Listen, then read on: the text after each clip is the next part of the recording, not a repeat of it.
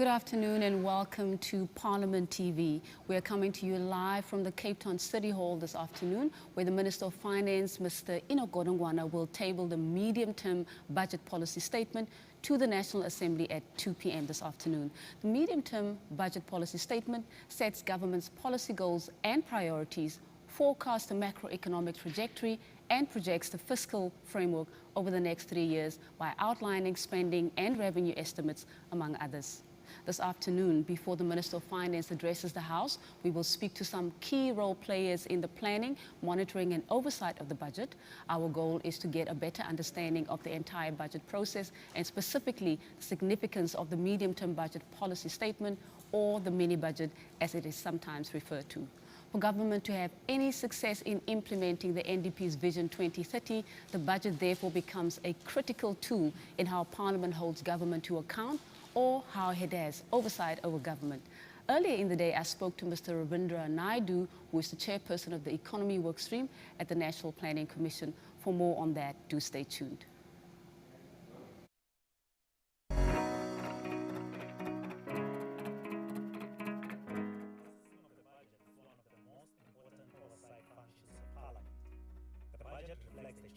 Government has to make, and it is the tool it uses to achieve its economic and development goals.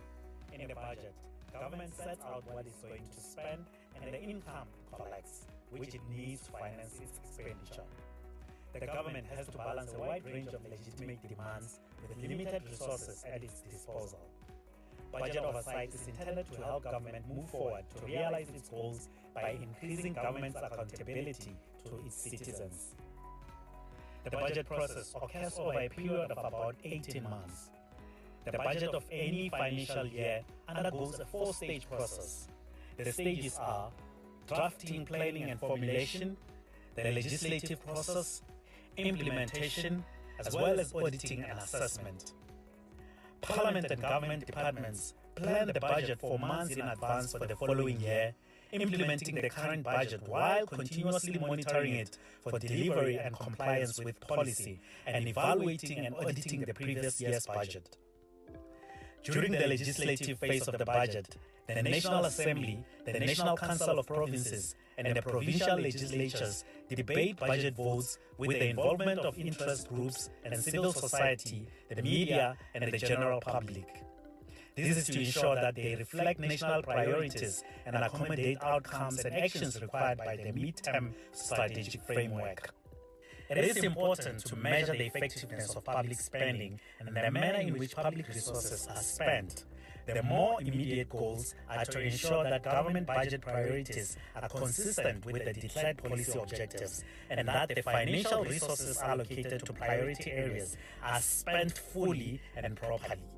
However, a larger purpose of the budget process is to contribute to democracy through ensuring openness, transparency, and accountability for public resources. Parliament, following up on our commitments to the people, making your future work better. Welcome back and thank you very much for joining us.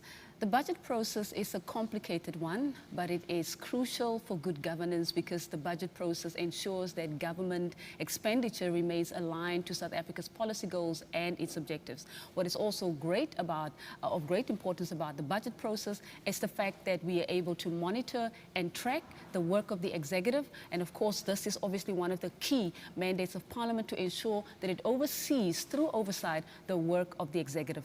The Financial and Fiscal Commission is a key role player in the budget process, and as an impartial and independent institution, its role is important to ensuring that our intergovernmental relations are based on equity, which in turn is based on sensible, reasonable, objective, and quantifiable criteria. I am now joined by Dr. Mbava, who is the chairperson of the Finance and Fiscal Commission, to tell us more about the mandate of the Commission and the work that they do as part of the planning of the budget process. Dr. Mbava, welcome to the platform and thank you very much for making the time to be with us. Thank you so much, Sulele. It's good to be here.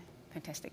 Talk to us firstly about the current, the mandate of the FFC, the Finance and Fiscal Commission.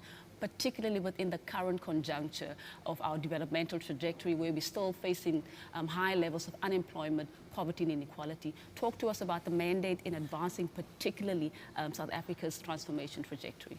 Thank you so much for the question. So in terms of the Constitution, the Financial and Fiscal Commission's role is to advise government on how to split the national revenue amongst the three spheres of government. So we call it the division of revenue. On top of that, we also advise government on financial and fiscal matters. Those financial and fiscal matters can be policy issues that have an impact on development. So for many, many years, we have advised government on the division of revenue. And recently, we have actually even focused now on policy issues because these have a direct bearing on our economic trajectory. Development issues, issues on infrastructure, issues about local economic development, state-owned companies, the wage bill, you name it. If it affects the fiscus, we can make recommendations on it. Right. So when we look at where we are right now, 30 years down the line, of course we know that the FFC has played quite an instrumental role in ensuring that the resources that are available to government, that those resources are actually able to play a significant role, an instrumental role in advancing the country's transformation trajectory. Talk to us about how important this particular budget is, this adjustment budget is, seeing that we are now basically reaching the end of the sixth dispensation. Of course, I mean, there's a lot of things that we haven't been able to accomplish. If we also reflect on the, the report that was recently released by the National Planning Commission, which indicates that many of our transformation objectives we've actually not made the desired progress. Talk to us about how the budget then becomes an instrument to ensure that as we plan, we also make sure that there's proper alignment to ensure that there is, that accelerated advancement forward. So the budget is really a reflection of our choices, our political choices as a country. So the current trajectory where we are now, we are at a very, very critical time where our revenue compared to our expenditure, there is a deficit. In the sense that the projected revenue that we receive is less than the spending pressures that we have in the country. So for many years now, over 10 years as a country, we've actually had primary budget deficit, the difference between the revenue and the expenditure.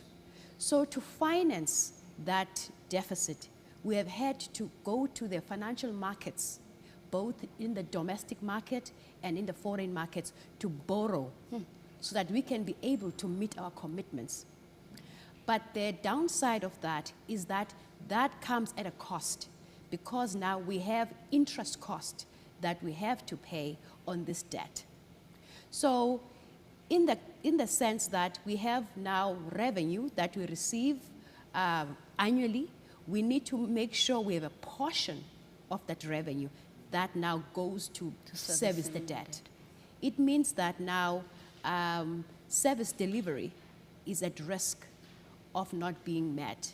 So our role as the FFC has to monitor to ensure that those socioeconomic rights, the right to education, the right to health care, and other rights are protected, because those rights will find their expression in the education budget, in the healthcare budget. So if those budgets are cut, it means that the people on the ground will not actually get what was promised to them through the Constitution. The National Planning Commission, rightfully so, has made a report recently, or made available a report to say all the objectives and the goals that we set out to achieve, we have failed to achieve them. And so we have to move the goalposts even further, because now 2030 is around the corner and we haven't achieved. So the question we have to ask, how credible have those key performance indicators have been, and how was there a political will to embrace the national development? Was it implemented by government?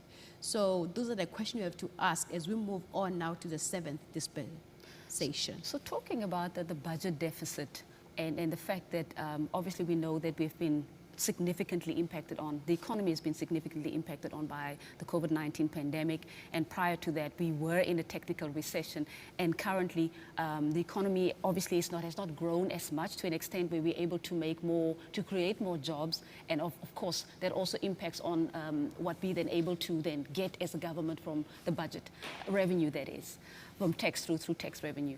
Talk to us then about whether the FFC has got an alignment mechanism in place to ensure that whatever priorities are put in place are actually development catalyzing priorities that have the potential to actually accelerate transformation, so that when we allocate towards priorities that really have the potential to significantly, transform not just the economy, create more jobs and employment and so forth, but also the quality of life of many millions of South Africans that are depending on government, to come with answers. So in our recommendations to government, we have been quite clear that we support growth enhancing initiatives. Right. Initiatives in infrastructure development that will actually have economic growth implications.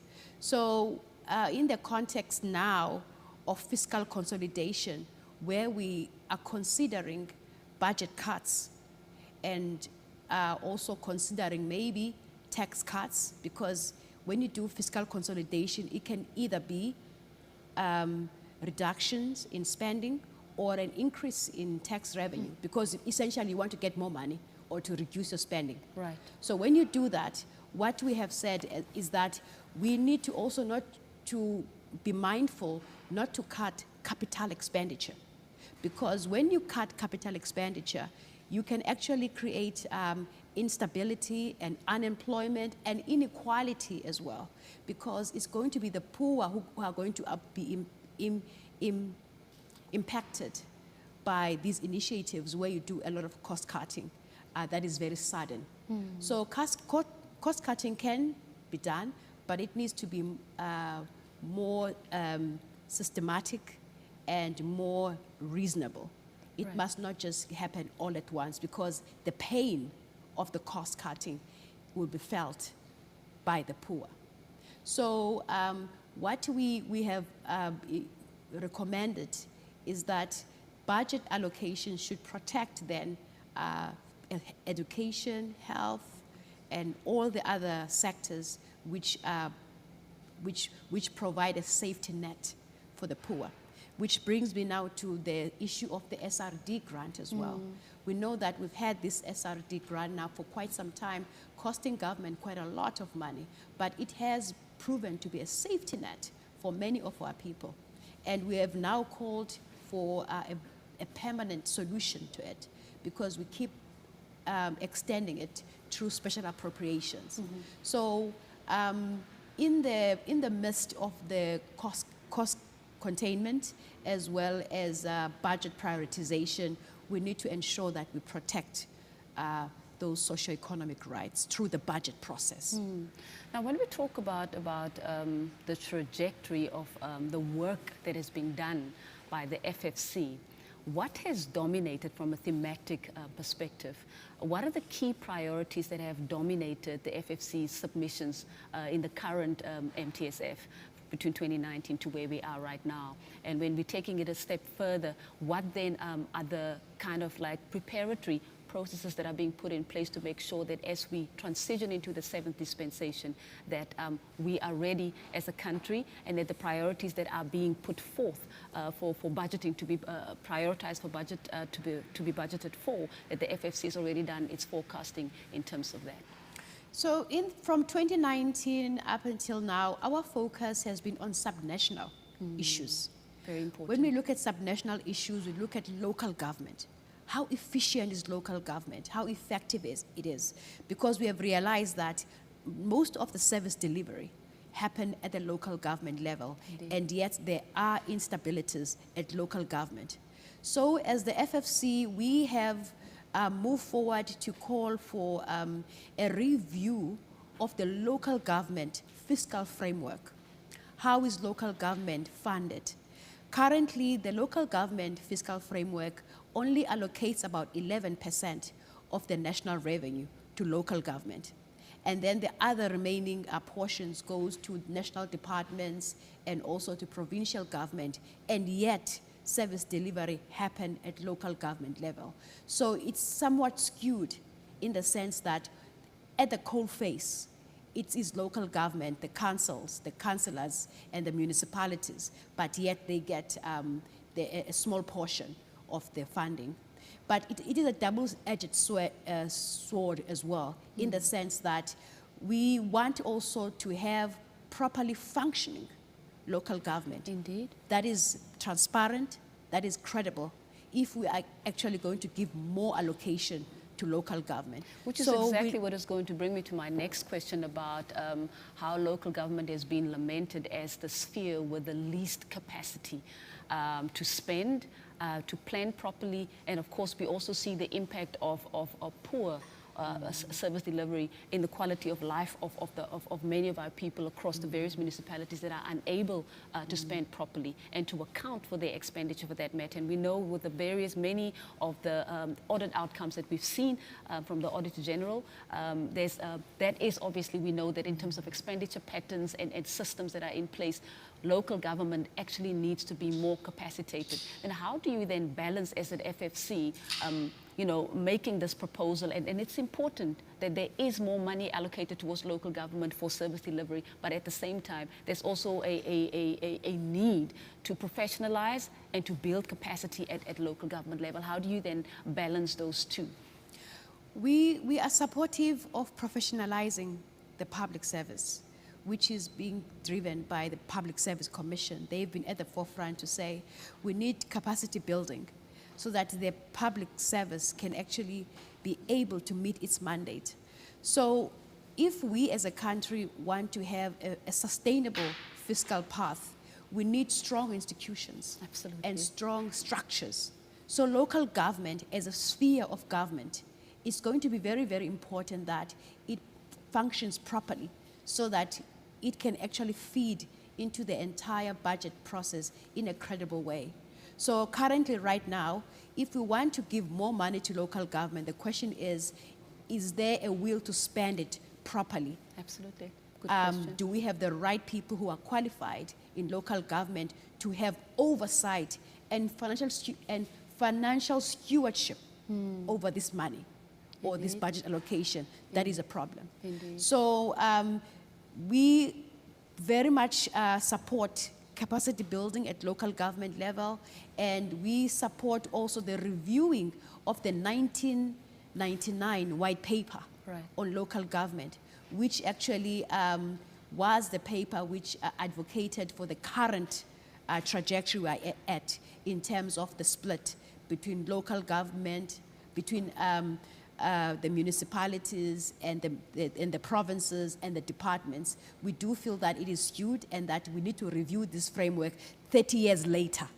because quite clearly the assumptions which were made at the time have not really come to the fore, because most of the service delivery happened at local government level. Indeed. So as we look at increasing expenditure at the local government level, we also have to make sure that obviously they also have to be able to collect their own revenues as well. And we're looking at a society that predominantly the masses of poor people out there can't afford to pay for certain things, for rates and taxes and so forth.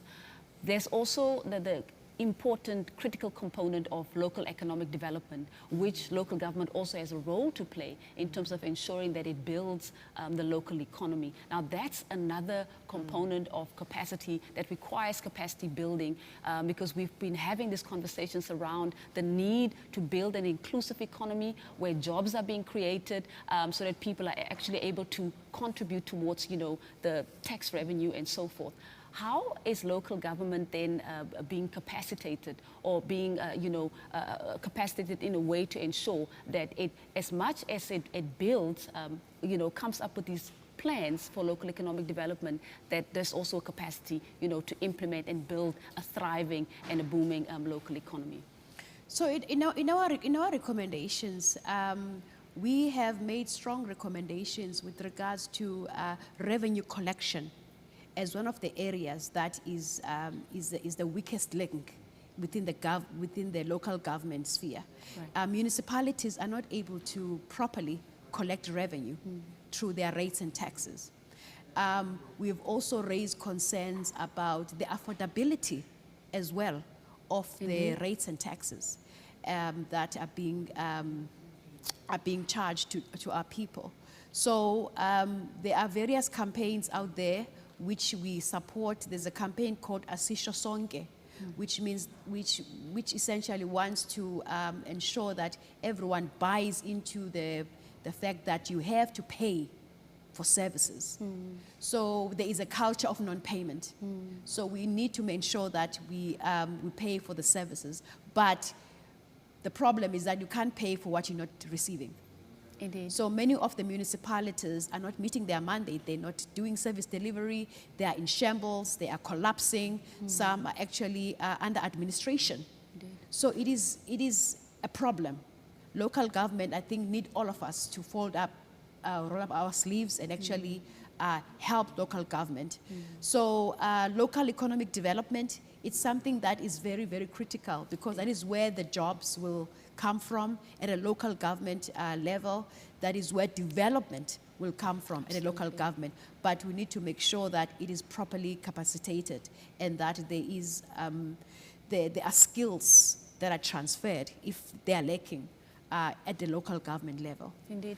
When we're talking again about local economic development, but growing this idea of growing this inclusive economy, we've punted various slogans and plans and policies over the last 4 years, which includes obviously the Economic Reconstruction and Recovery Plan, which also talks about localization. And very often when we move from year to year and we receive plans, we see the plans from the FFC that continue obviously to focus on various aspects of the MTSF, but at the same time, when we look at the fact that we have not actually made that much progress within a particular area and critical areas such as the economy, what then happens to ensure that there is consistency in the prioritization of the budget when it comes to reviving the township economy, ensuring that the issues that the FFC is actually, these critical, very high level, important insights that the FFC is sharing, that those issues actually find expression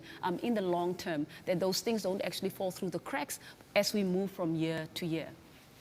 So we work with SALGA as well, which is the local government association, and we try and ensure that our recommendations are also, understood by that structure. But I think what is important as well is the social compact, where all the players come together and say that these are the challenges that are facing local government. What do we do about it? So up until we have a social compact that is viable and working, and all the partners come to the fore, it's going to be difficult to just have one stakeholder if not all the stakeholders are on the table. Indeed. So it's important as well to have continuity as we now come to the end of the 6th administration and come to the 7th administration. The legacy reports of what has been done, what has been achieved by Parliament will have to be clear and coherent of where the gaps are so that the next administration can take it forward, and the recommendations of the FFC and the other parties can also find expression in those legacy reports, because those who come in the 7th administration must be able to take it forward. So at a glance, what are some of the key recommendations that the FFC has made, which have definitely shaped the budget allocation over the last 4 years? And there must be continuity in that as well, that you would say these are some of the key issues that we think have found expression and they're gaining traction within the budget cycle, and they must also further be prioritized in the 7th dispensation. So not just to focus on the last 4 years, maybe if we have to look in the past 30 years, the role that the FFC has played as an independent advisor to government the FFC was at the forefront of coming up with the allocative formula that is currently being used to this day. It is still the FFC who is saying now, let's revisit that formula to find out if it's still valid. We have also made various recommendations. The latest recommendations that we have made, that we are quite pleased that it's in Parliament now, we have made a recommendation to say that state-owned companies should be under a holding company. That holding company will have oversight in terms of looking at their governance, monitoring and evaluation, and their performance. So we see now that recommendation is finding its way into the parliamentary process because there is an SOE bill which speaks to the very same issues. We've also recommended to government that the SRD grant should be reviewed and relooked at, and we are hoping that the coming permanent grant, which will be a basic income grant, will sort of retain some of the good things that the SRD grant has actually done in terms of ensuring that there is a strong safety net for the vulnerable. We've made quite a number of recommendations as well on the wage bill, to say that maybe government need to relook at the compensation levels of public servants and actually also see the notches, how are these notches remunerated so that we can contain the public wage bill. So there are numerous recommendations we've made. But what is important to note, though, is that the way that government process the recommendations of the FFC, it's through the Minister of Finance. And the Minister of Finance, through National Treasury, only looks at the recommendations which directly talk about the division of revenue. Recommendations which directly have an impact on the division of revenue, that is on the split of the revenue between the three spheres, including conditional grants. But there are other recommendations that the FFC makes in terms of its mandate. These are on other financial and fiscal matters, because our mandate is to make recommendations on the equitable share as well on other financial and fiscal matters. So in the last few years, our recommendations have focused mostly on policy issues that will actually ensure economic development. But the way in which those recommendations are processed by government is still a work in progress, because those recommendations are sent to the relevant government department.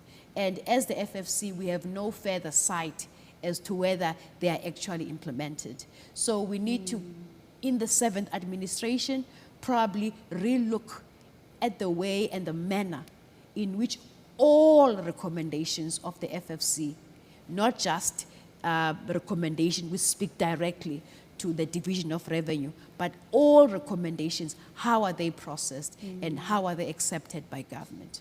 Indeed. So this whole notion of a three-sphere cooperation, cooperative governance across the three spheres, and coordination is quite critical in ensuring that, for example, the recommendations that have been made by the FFC, there needs to be some kind of coordination mechanism in place and even social compacting, with the relevant spheres as well, to ensure that beyond just putting together that these important insights, that there is a window through which, a lens through which these recommendations can be viewed or oversighted for implementation. Absolutely. But talk to us about social compacting. What other entities or Chapter 9s is the FFC social compacting or partnering with at the moment to ensure that you begin to do precisely that there is these relationships that are being formulated or mechanisms that are being formulated or structures and forums, to facilitate engagement, to ensure that because these are high-level insights that the FFC is providing that are supposed to take the country forward, that indeed there's conversation with the relevant, particularly your implementing spheres at provincial and local government, to ensure that those recommendations actually find expression and are actually implemented. So as the FFC, we are part of the Forum for Institutions Supporting Democracy. These are Chapter 9, Chapter 10, and Chapter 13 institutions, which is the FFC, that came together to say, let's work together collaboratively, because we are here to ensure that our democratic gains are protected, that constitutional democracy is protected. So Indeed. who are these institutions? Is the Auditor General of South Africa, is PenSalb, which look at language, is CRL, which look at cultural and religious affairs, the Public Service Commission, and many others, which I can't think of right now. So all of us, we come together on a quarterly basis, and we have a considered view on various matters, including the IEC as well, which look at the elections process. So we come together on a quarterly basis, and we look at our country and on the various competing issues that can have an impact on constitutional democracy, because as Chapter 9 institutions, we are there to protect those gains that we have made. So we come together and we engage with Parliament as well. So I, as the chairperson of the FFC, I'm also the chairperson of the Forum for Institutions Supporting Democracy. So we engage quite well with Parliament, and we hope that in the 7th Parliament, we'll continue as well to engage. Indeed. So as you wrap up, Chairperson, talk to us about your preparatory frameworks that you're putting in place, very briefly, in preparation for the 7th Parliament. As the FFC. As the FFC. So as the FFC, as we go into the 7th Parliament, we are consolidating the work that we have done as the FFC, and also as part of the Forum for Institutions Supporting Democracy. What is important for us is to prepare a report to say, over the past 5 years, these are the gains we have made, these are the achievements we've made, and then we're going to hand this over and ensure that this finds its way into the legacy reports that this administration will have. Once it's in those legacy reports, then the 7th administration will take it forward as well. Chairperson, thank you very much for your insights shared, and thank you very much for making the time to be with us this afternoon. That's unfortunately where we have to leave it, but we will have an opportunity to talk again soon. Thank you so much for inviting me. Wonderful. That was the chairperson of the Finance and Fiscal Commission, Mayor Mbava, who was just sharing some insights about the work that the FFC has done, and of course wrapping up, giving us an overarching perspective about the 30 years, the 30-year reflection of the work that the FFC has done, and of course also the preparatory frameworks that are being put in place right now as we wrap up the 6th dispensation in preparation for the 7th Parliament. And this, of course, the 7th dispensation. Do stay tuned. We do have more after this.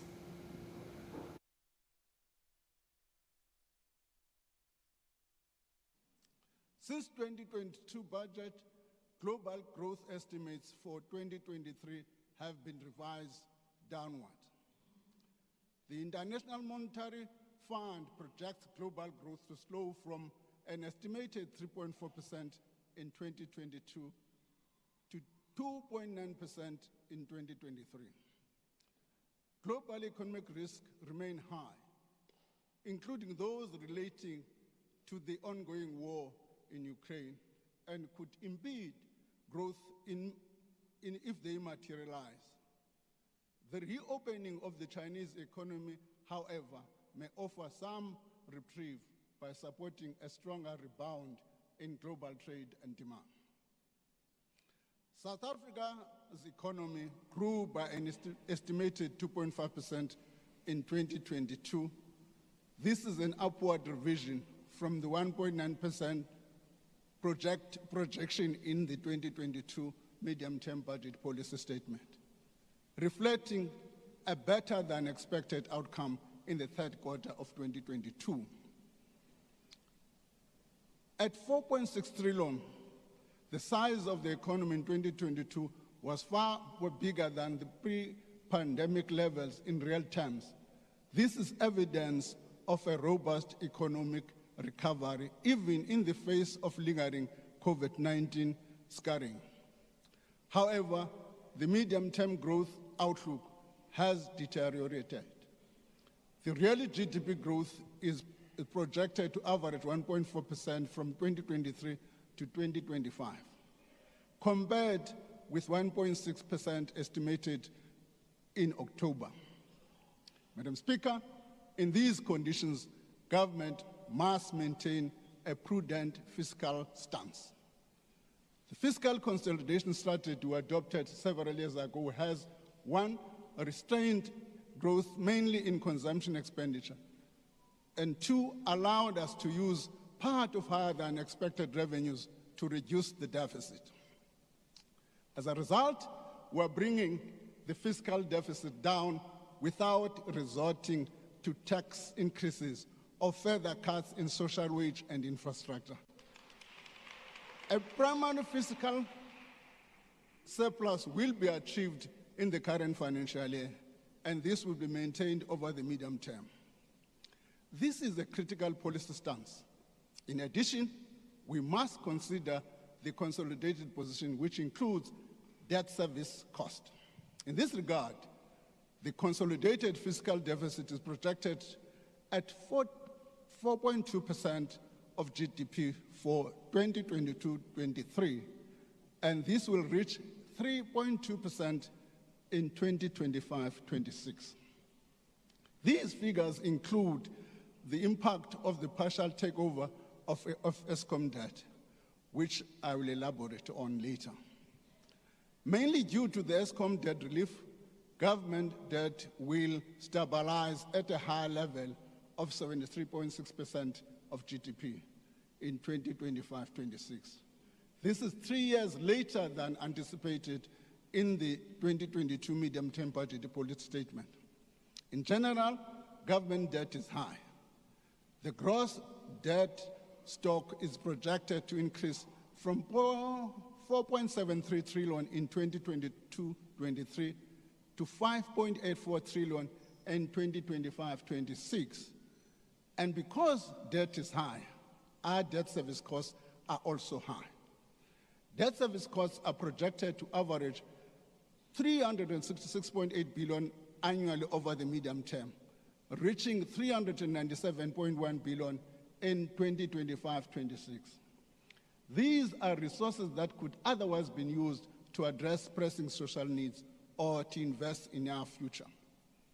There are risks to the fiscal outlook.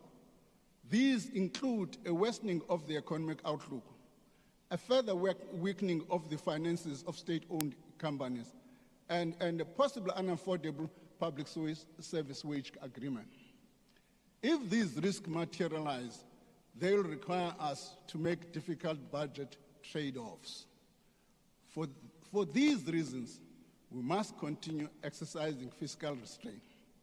Accordingly, government non-interest spending will be kept below the level of revenue into the future, and will continue targeting the stabilization of debt. Welcome back and thank you for joining us. You are still watching Parliament TV on DSTV, channel 408. I do now have the pleasure of being joined by the chairperson of the Standing Committee of Appropriations, Mr. Sfisa Buthelezi, who's here to talk to us about what to expect from this afternoon's adjustment budget, which will be delivered by the Minister of Finance at 2 p.m. this afternoon. Chairperson, welcome to the platform and thank you very much for making the time to be with us. Thank you very much for having me. Wonderful.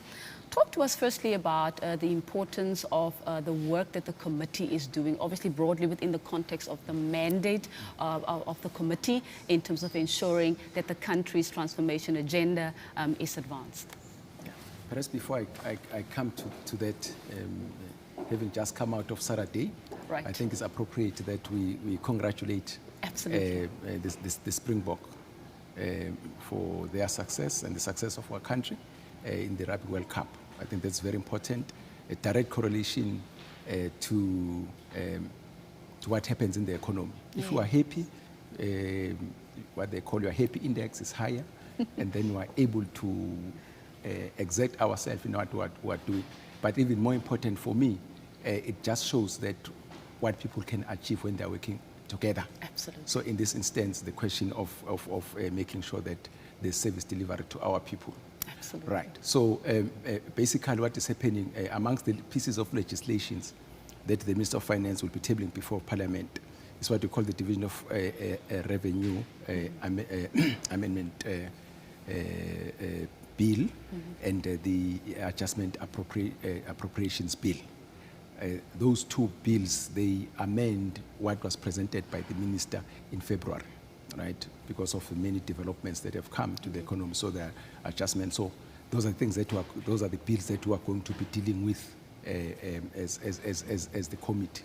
Remember, when the Minister presents these bills, it's a proposal coming from the Minister of Finance and from the Executive to Parliament. And those two bills will be coming to us, the Division of Revenue Amendment Bill and the Adjustment Appropriation Bill. They'll be coming to the Standing Committee on Appropriations to consider them, ask the relevant questions, and see whether those amendments, they talk to the objectives of the country and of government, and obviously that one of delivering services and a better life for all. So that's what we'll be looking at. Indeed. Yeah.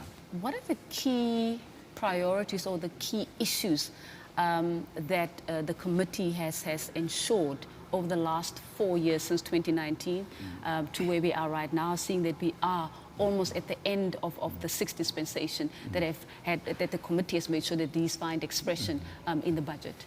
You know, one of the things which the committee was worried about when we came in was the failure of departments, some agencies, and some SOEs to spend the budget.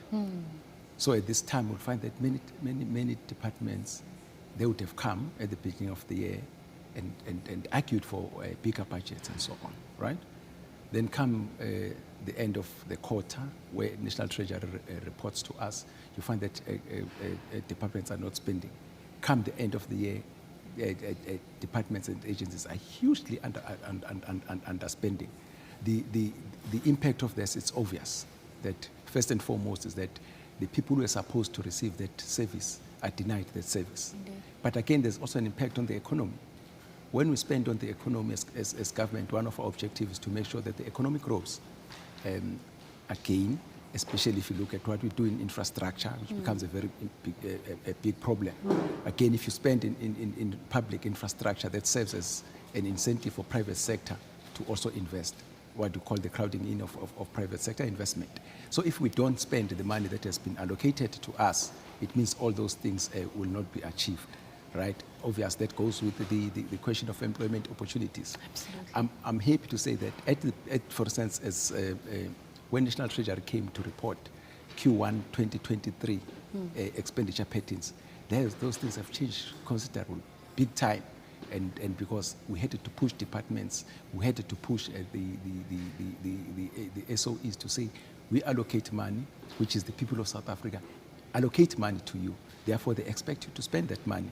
I'm saying if there's one thing that, based on the results that have been given to us, it's one thing that we are very happy about, we've done that. Indeed.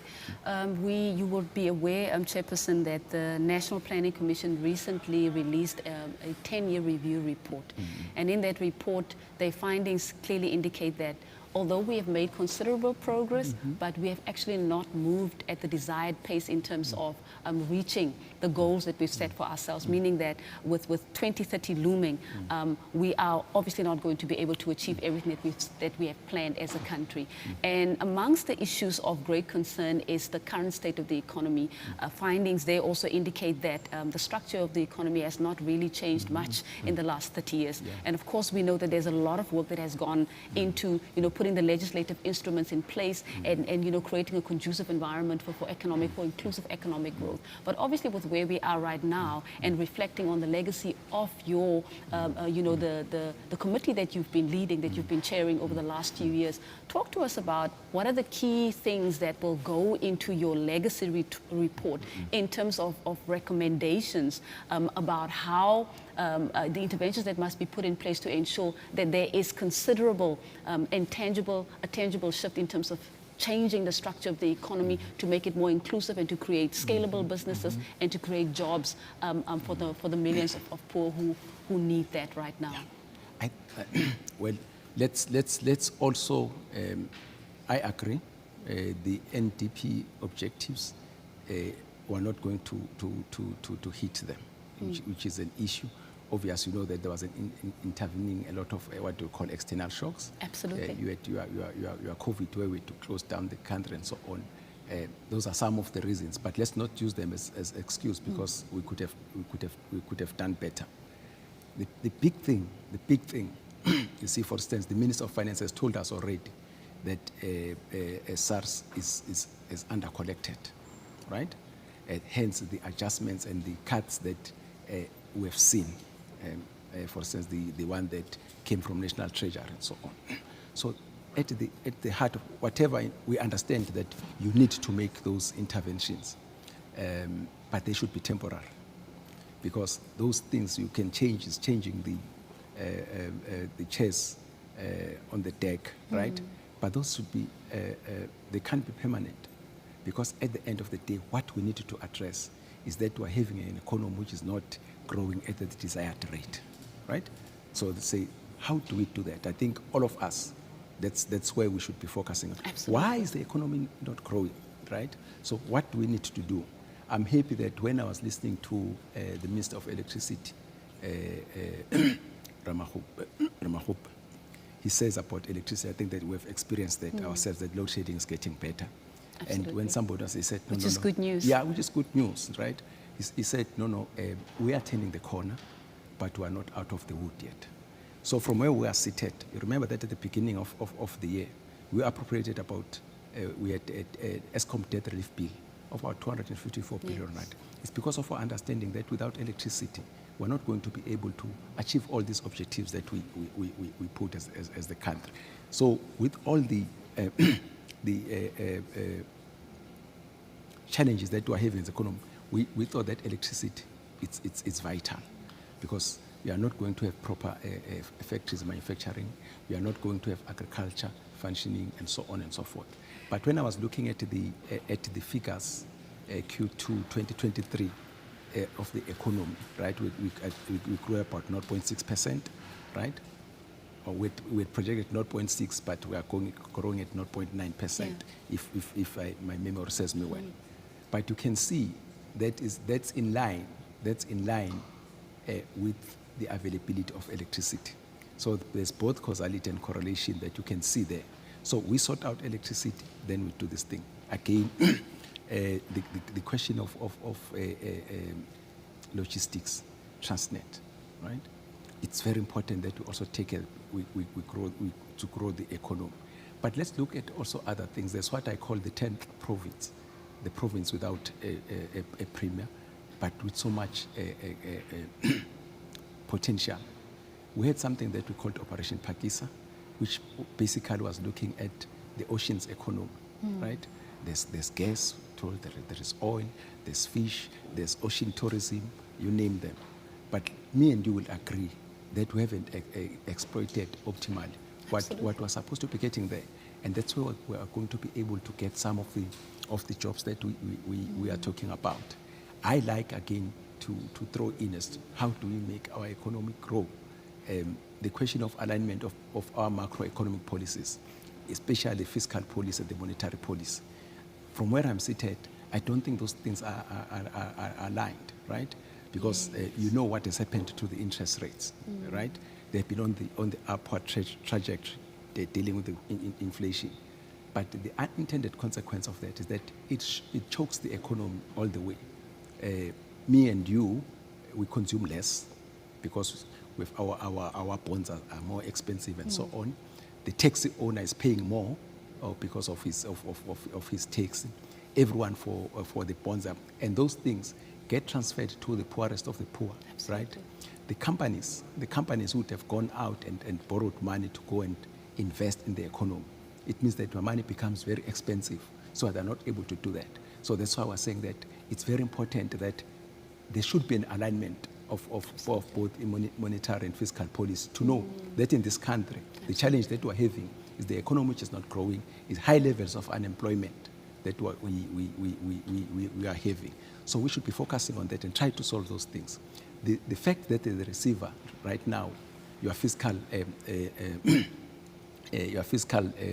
numbers are not going the direction that you want them to go, it's a reflection of the economy that is not going, that is not growing. If people are not working, where are we going to get personal income tax, right? If people are not working, where are we going to get a better VAT, right? If companies are not making profit, where are we going to get company income tax? So what we are seeing at the receiver, it's more about what is happening somewhere else. Hence, my focus is what we need to do, all of us, is to focus on the economy, grow the economy inclusively. Perhaps let me throw this one in. Again, the question of small business. Absolutely, very critical. We say all over the world, the people who grow the economy are small and medium businesses.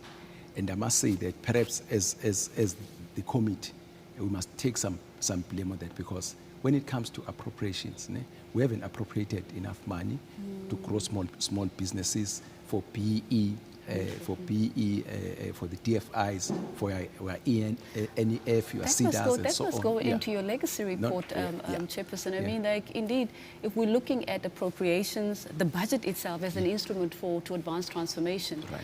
If we don't grow this economy, it means that those who are still operating at the margins and outside the mainstream economy, they don't have opportunities for a better life. So I just want to say in conclusion, Chairperson, as you conclude, talk to us about your legacy as Chairperson, very briefly. And what do you leave behind? You came into this obviously with the heart and the mind and the thinking and an understanding of what is required, but what do you leave behind? What is your legacy? Shortly as you conclude. I thought you'd ask me that question in Feb when I come back. I still have got to deal with it. No. I still have to deal with the budget in Feb. Look, it's not about Buthelez's legacy, but it's my committee. But your leadership and your contribution counts. No, I'll come to that. I think what we've been able to do in my committee, and I think I need to thank my members across a political spectrum. You see, for instance, when we say we need economic growth, nobody can deny that we need to do that, right? When we say we need to create job opportunities, we're able to speak in one voice as far as that is concerned. For me, that becomes very important, because it's very easy that as politicians we may end up fighting about these things, which basically everybody agrees on. And then as we do that, you find that the grass is suffering, right? Which is our people who send us here. Absolutely. So I think that's one thing.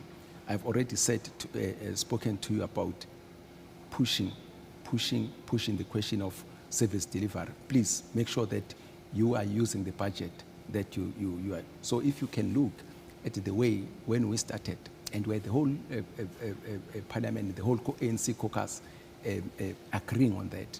I'll tell you, there was an ANC caucus meeting which ended at 1 o'clock, called by the chief whip, and dealing with one issue, and one issue on the question of underspending on the budgets that people are getting, and all of us trying to make the executive understand the implications of that.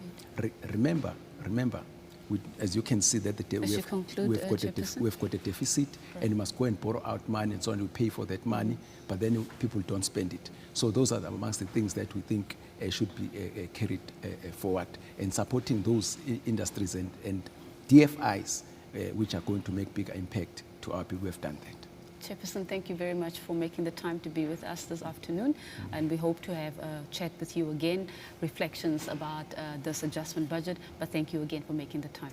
Thank you. That was the chairperson of the Standing Committee on Appropriations, Mr. Sfiso Buthelezi, who of course was sharing some of the insights in terms of the work of the committee from 2019 to where we are right now. And of course, we look forward to the minister's speech at 2 p.m. this afternoon. With that said, do stay tuned.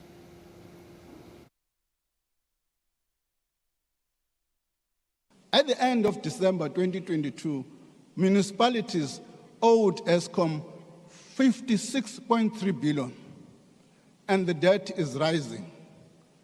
Undertaking a debt relief for Eskom of this magnitude without addressing this particular risk would be counterproductive. We are working with Eskom to provide solution to this problem, wherein Eskom will provide incentivized relief to municipalities whose debt is unaffordable.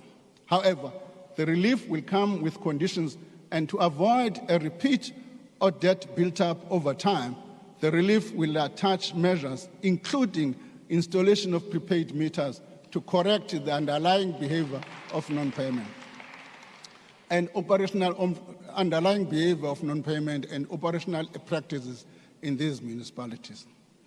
Eskom's long-term financial viability depends on its customers paying their dues. National Treasury will publish details for accessing the debt relief in a circular in March 2023. Implementation will start from the 1st of April. More generally, the culture of non-payment, not only by municipalities, but all organs of state and individual household customers, is concerning. Such a behavior undermines and cripples our institutions and makes it impossible for them to deliver services. To change this, the National Treasury is exploring ways to encourage all to improve their behavior and do the right thing. Madam Speaker, the energy and electricity sector here at home and globally is undergoing a rapid process of systematic change. Green technologies are becoming cheaper, and the deployment of low carbon solution is accelerating. We recognize that we have a role to play in encouraging adaptation and mitigation. I'm pleased to announce 2 tax measures to encourage businesses and individuals to invest in renewable energy and increase electricity generation. From the 1st of March 2023, businesses will be able to reduce their taxable income by 125% of the cost of investment in renewables. There will be no thresholds on the size of the projects that qualify, and the incentive will be available for 2 years to stimulate investment in the short term. As announced by the President, we will also introduce a new tax incentive for individuals to install rooftop solar panels to reduce pressure on the grid and help ease load shedding.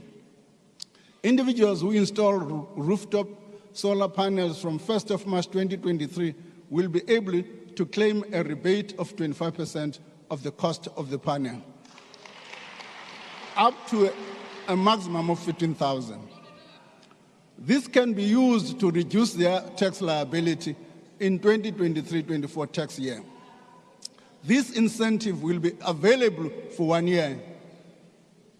Changes to the Bounce Back Loan Guarantee Scheme are also proposed to incentivize renewable energy, rooftop solars, and address energy-related constraints experienced by small and medium enterprises. Government will guarantee solar-related loans for small and medium enterprises on a 20% first loss basis. National Treasury will launch the Energy Bounce Back Scheme on the 1st of April.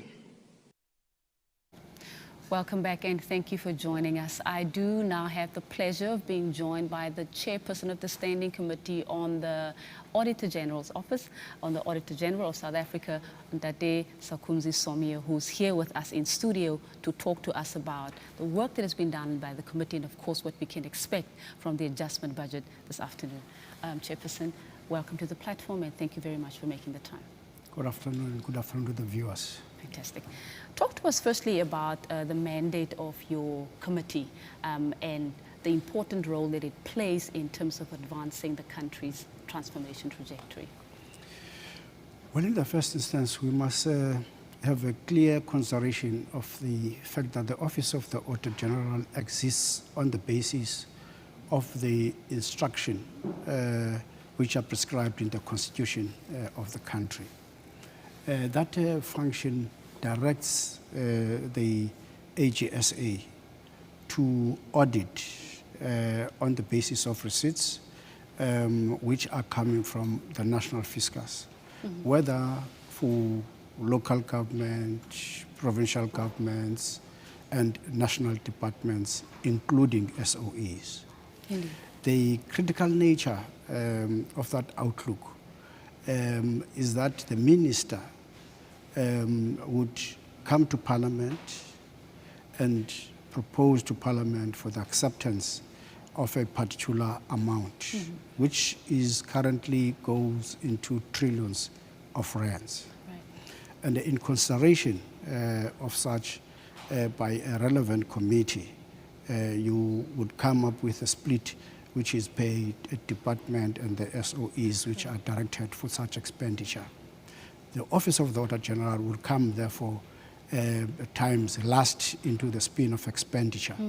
And that outlook is an outlook which seeks to look into how that expense has moved in detail to observe, one, what are the critical objectives per department, per line function, per sphere of government, and generally, and what the state overall through the President's injunction in as far as the start of the year is concerned. And the Auditor General, after that audit, would come back to the committee to say these are our findings in terms of observation of the areas of controls and the effectiveness in terms of the outlook of benefit of the amount as it has been specified per function, if it's health, whether the amount has gone for health facilities and how much would have gone into that range. If there's success or failure in terms of expenditure, that will be translated into a report which might take the form of the clean finances with no issues to breed, or going up into areas of disclaimed if it's very bad because there have been absence of observation of certain critical areas, whether on the legal instances or in the presence of critical information for the audit to take place. And then the committee would certify that work of the Auditor General based on the legislation, which is the Public Audit Act, and provide the Auditor General a firm area of protection for independence to get into those books and to ensure that the state itself receives a report which is so objective for its own planning and response into those matters that have been raised by the Auditor General. Indeed. Now, when we're talking about this important work that has been done by the Auditor General's office, and of course, like equally important as well, the work that the committee is doing, is there a process in place that runs in tandem with the spending trajectory? Meaning that do you have a mechanism in place that can enable the committee and the AG's office to track expenditure as it unfolds, instead of going into the books at the end of the term or at the end of the financial year, and now you don't know whether that money has actually gone to where it's supposed to go, in order to actually pick up challenges as they arise and deal with them as they arise? Is there such a process in place? If not, what kind of conversations are taking place right now to be able to put such a system in place? If you remember, during the COVID period, when the President made pronouncements into the country's investments during that period, about 500 billion rand was made available to intervene during the time of the pandemic. The conversation which came thereafter between government and the Auditor General's office gave rise into a newer process, which was termed real-time audit, which was auditing as there is expenditure. Right. Something which has been introduced since then, even when the country is befell by situations of disaster, because real-time affords the various departments that are affected as they spend to be informed as to whether that expense is getting into the lines which are of benefit during that time of disaster. Yes, that happens, but on the projected expenditure, which gives way for the accounting officers in various sectors and departments to take charge and be responsible for their financial environment, to look into the areas of control as they spend such amounts. It is in their instance that they should use available capacity to be able to do so. And the Auditor General would come then thereafter to look into the effectiveness of such controls and that environment which drives full accountability for what has been received at the time, which is very critical because taking responsibility and taking charge gives each and every entity or department, together with executive authority or accounting officer, to be responsible for the plans that have been sent into Parliament and approved by various portfolio committees. So that environment is an environment which is driven at times of crisis, so that on the day-to-day operations of the department, there should be a free will by those in authority to continue doing what they've planned accordingly. But at the time when there is some intervention which has been given rise through the effects of an unplanned scenario, then the Auditor General would come there to assist around the areas of determining the effectiveness of expenditure. Indeed. There are two issues building on this, Chairperson, that came out of our conversation with the Chairperson of the Finance and Fiscal Commission, and that is the issue of alignment to development catalyzing priorities that have the potential to take us forward, to transform, to radically transform the material conditions of our people. The second issue was around, that was raised by Ndati Buthelezi, also in conversation with us, was about spending. How do you then make sure that when expenditure takes place, that these two issues are taken into account, that you don't just look at the books from their perspective that money has been spent, but that there is effective alignment, obviously through engagement with the relevant entities, the Chapter 9s and the departments, and of course, the committees that have an important role to play, that as we are now working with a budget that is actually, it's becoming smaller and smaller, that we are actually prioritizing priorities that have the potential to radically accelerate and transform the material conditions of our people. The point you have raised is very important. It's a critical cardinal point which could assist the state in observation of prudent expenditure and critical lines of managing what you have. As you would see this afternoon, the minister has to balance up between the shrinking revenue, the rise in demand for funding critical areas of government's performance, and as well the rise in terms of unemployment and the economy, which is going down. So the balance must be kept there by discipline. You see, when you have very little, you can apply a sense of discipline, which is going to take you directly into how you observe in an intricate way the actual awards on the supply chain so that the projects you're talking about should be more beneficial in an equated way with the financial investment out there. So there should be no seepage in as far as the finances which go towards such projects, because the potential might be to drag decisions which are more exorbitant than the benefit which you are going to realize in terms of that infrastructure which is there. Secondly, could be that in the same way, the state finds itself challenged in a number of quarters. As an example, you'd find out that in the health sector, there's a huge challenge on the legal claims, which is a medical legal claims, which tells you that the state is losing money which is supposed to go towards services because of non-observation of some critical elements of application in as far as the work is done at that level.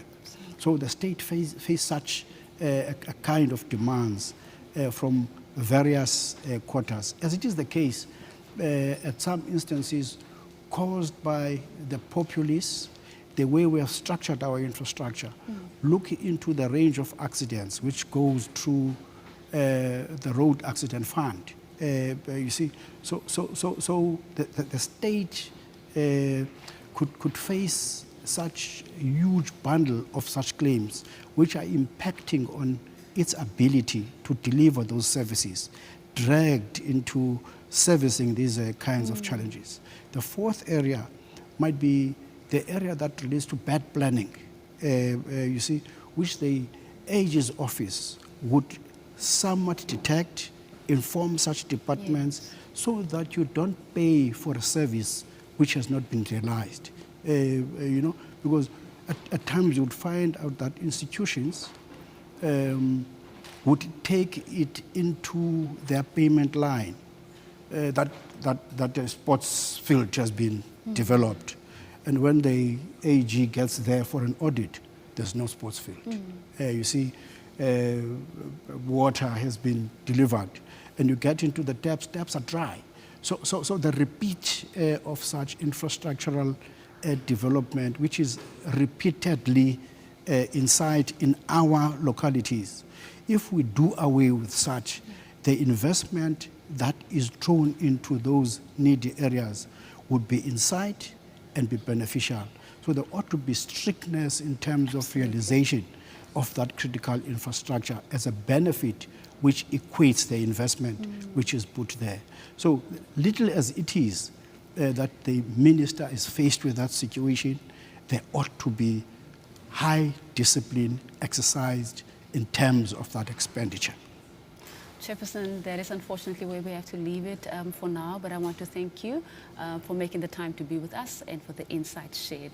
That was, of course, the chairperson of the Standing Committee of the AGSA, and Dadesa Kumzi Somyo, who was just sharing insights in relation to the work, the very important work that has been done by the committee, and of course, projecting even forward into the 7th Parliament, what we can expect in terms of the interventions or the systemic improvements that would be put in place to make sure that we can see impact in terms of advancing the country's transformation trajectory. I beg your pardon. For more on all of that, as we build up to the 2 o'clock, the minister's budget, the adjustment budget, do stay tuned.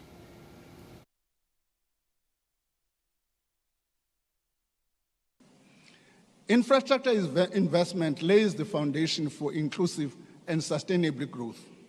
They address supply-side constraints and expand access to basic services. Overall, the public sector is projected to spend 903 billion rand in infrastructure over the medium term. The largest portion of this, around 448 billion, will be spent by state-owned companies, public entities, and through public-private investment partnerships. These spending plans are mostly for strategic projects in the following sectors. Transport and logistics will spend an estimated 351.1 billion, including for Nsaral to improve the road infrastructure network. Water and sanitation is planned to spend 132.5 billion over the next 3 years, mainly by the water boards. As we undertake infrastructure projects, we need to crack down on criminality in the construction sector. The extortion and intimidation of lawfully appointed contractors and the workers they employ cannot be tolerated. Madam Speaker, allow me to highlight a few of shovel-ready projects approved through the budget facility for infrastructure. The 488-bed Limpopo Central Hospital will finally begin in construction in March this year. Phase 2 of the Welisizwe Rural Bridges program breaks ground in April this year. It plans to install 96 bridges annually to enable rural communities in the Eastern Cape, KwaZulu-Natal, Mpumalanga, Limpopo, Free State, and Northwest to safely access schools and workplaces. 308 billion rand is allocated for the program over the medium term. The Sol Plaatje municipality will repair aspects of the Riverton water supply scheme, which is the only water source and supply system to Kimberley. The construction of the enabling bulk infrastructure such as roads, water components for Lufereng mixed-use development in Gauteng begins in June 2023. It will support development of 31,000 mixed housing units. Access roads for the Mzimvu water project are nearing completion. The construction of the Ndabelanga Dam will begin this year. Additional funding during the next financial year may be required to ramp up implementation. Site establishment for the Kenwelliam Dams project in Western Cape is completed. Early construction works include surface preparations are underway. Our focus is not only on building new infrastructure, but also on maintaining existing infrastructure. We do this to ensure that it lasts long and performs according to the required standard. At the same time, we're looking at initiatives to leverage private sector resources in public infrastructure delivery. This is to strengthen state capacity to expand infrastructure delivery and to catalyze private finances.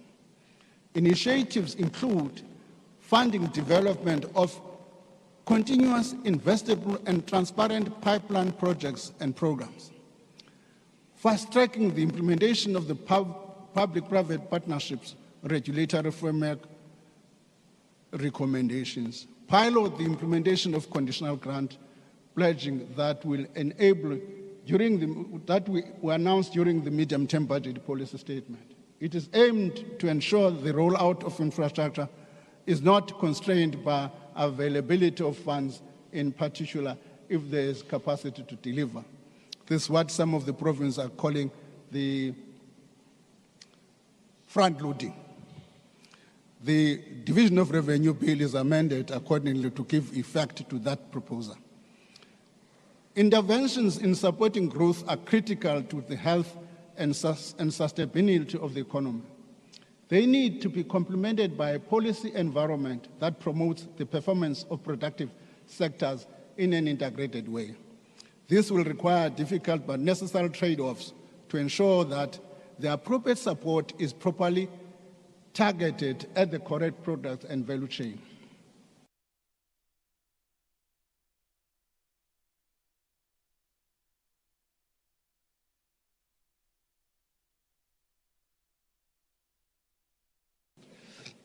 The 2023 budget increases allocation for all spheres of government to assist with urgent spending pressures. Relative to the 2022 budget, direct provincial allocations increased by 92.7 billion to 2.17 trillion over the medium term. The increase consists of 76.9 billion added to the provincial equity budget and 15.8 billion added to the direct conditional grants. Local government allocation will increase by a total of 14.3 billion, made up of 18.1 billion in local government equitable share and 62 and 6.2 billion in direct conditional grants. This takes the total direct allocation to local government to 522 billion rand over the same period. These allocations alleviate some of the financial pressures, particularly in health, education, and free basic service, where the cost of providing services are rising.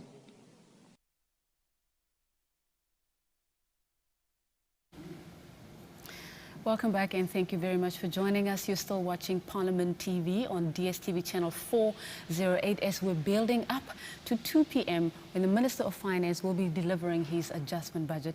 I do now have the pleasure of being joined by the Director of the Parliamentary Budget Office, Ndade Dr. Dumisani Jankis, who's here to talk to us about the high-level insights that the Budget Office has been sharing, of course, with members of Parliament, and of course what to expect from this afternoon's adjustment budget. Dr. Jankis, welcome to the platform and thank you so much for making the time as always. Thank you so much. Good afternoon, and to viewers as well, Dr. Vulan. Thank you so much. Wonderful. Talk to us firstly about some of the key issues as we are now at a point where we are wrapping up. We're basically dealing with this afternoon with the last adjustment budget of the 6th dispensation.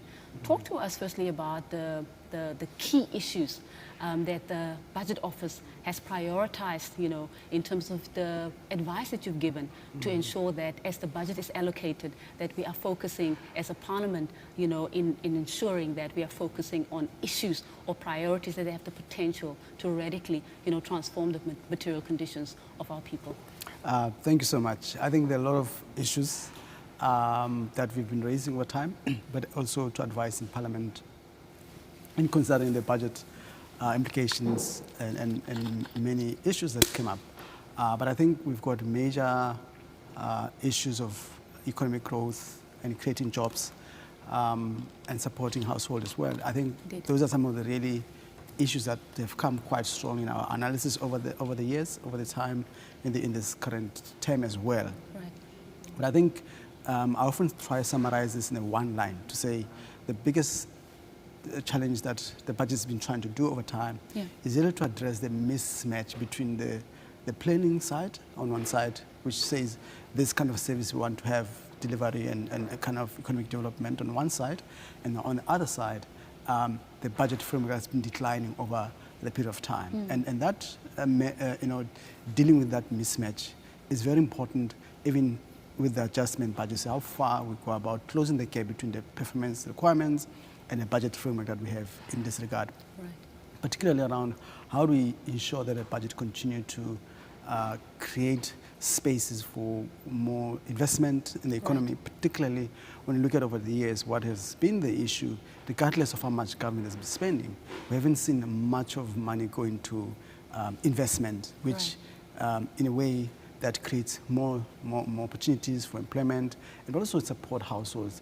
But also the area that has come out quite strongly in our analysis recently, particularly looking at the post-COVID-19 era, we've seen quite a growth requirement for more support for households, particularly the low-income households. The grant like SRD grant, social relief grant, which was meant for COVID-19, has been very important policy intervention. Government, in our analysis recently, have said, look, you got to have something similar to that over the long term, because there are certain society that really requires that support, but also that should be seen as investment in society, in households, and also alleviating a lot of other challenges like your malnutrition and other challenges, which in a way, not dealing with them will also impact on the budget going forward, because you require healthcare spending for such illnesses and so on and so forth. Indeed. But we have to also think about the difference between poverty alleviation and poverty reduction. And the growth of the economy has got a very important, the economic growth and inclusive economic growth is quite critical if we want to make sure that we're ushering more people, bringing more people out of poverty, out of abject poverty and absolute poverty into, a better quality of life. Talk to us about what kind of insights have been shared in terms of ensuring that the budget, being an instrument of transformation, also apportions that you allocate bigger portions towards your emerging, your SMMEs and new businesses, because obviously without that, you cannot create jobs. Sure. I mean, small businesses, as we know, research has shown that if we want to grow an inclusive economy, it actually lies with our township economies, it lies with small business and emerging SMMEs. But talk to us about what kind of proposals are you making, and in ensuring that even in the 7th Parliament, as part of your legacy, to ensure that that as you apportion the budget, you put more on that, because then we're not only focusing on, we have to now look after more and more people who are dependent on the state, instead of actually having a balanced approach in terms of ensuring that we have more people that are actually, as much as we have people depending on the state, but we also have a two-pronged approach where we are focusing on empowering people through, the emergence of our SMMEs. You're correct, Dr. Mvulane. I think the bigger question for us, the bigger concern for everybody, many people in government as well, is around the issue of economic transformation, because the structural transformation in a way where there has to be a considered effort using industrial policy and other tools by government to really shift away economy to focus not on productive sectors of economy and more considered effort put in that area. And I think there are a lot of tools that we've recommended also. We in our analysis shown that you're correct that the small medium enterprise sectors, even informal business, has not really gotten much support they require. And when you look at post-COVID-19, it is a big concern. And when you look at post-COVID-19 as well, even before COVID-19, that sector struggled a lot. There's a lot of work been done by small medium enterprise department in that regard. But I think the understanding of issues around extension of credit, for example, is a big issue. Absolutely. We've seen that over time, there has been consistent credit extension to business, private sector as a whole, but we haven't seen much of it going to small, medium enterprises or informal businesses from the sector. And how do we really ensure that government tools are used up to support, to bridge that gap, in particular support small, medium enterprises, and a lot of grants or support are given small, medium enterprises. Another issue relates to state spending. One of the recent analysis we've made is in relation to public procurement. There's a public procurement reform that's been proposed by government. That is such an important part of empowering emerging businesses. Yes, so, and we have said this, look, in its current form, it has to be, we have to ensure that it supports the small, medium enterprises, but ensure localization, which in a way, it would ensure industrialization at localized level, and small business or localized business are able to benefit from that. And we are concerned, as we saw in the brief, that such dynamics have to be very strongly projected in the policy reform, but also in the role of Parliament, guiding government, ensuring that such measures are taken into account. Absolutely. Dr. Jantjies, I want to thank you for making the time to be with us this afternoon. We appreciate the insights, the high-level insights that you always share in terms of helping us to understand, how to look at the budget and, of course, what to expect this afternoon as well. That was, of course, Dr.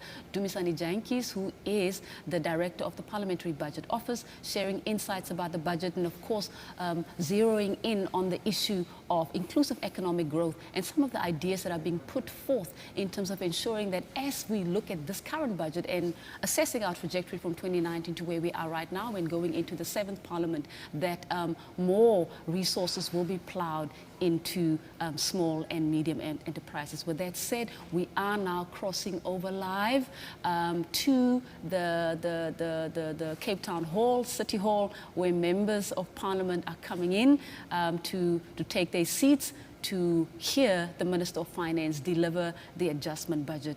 Do stay tuned.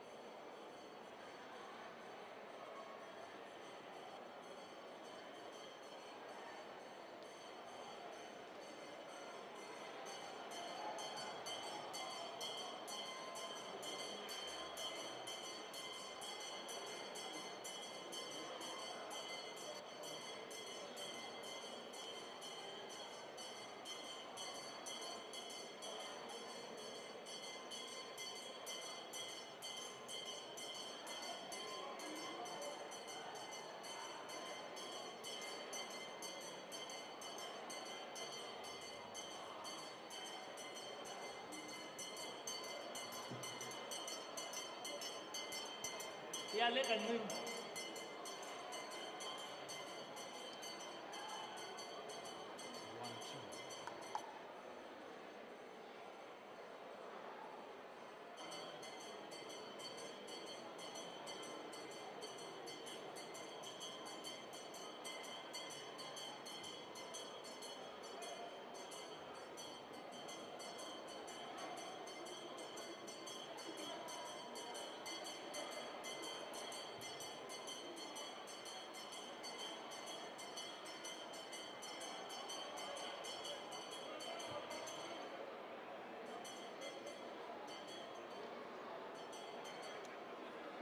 Speaker of the National Assembly.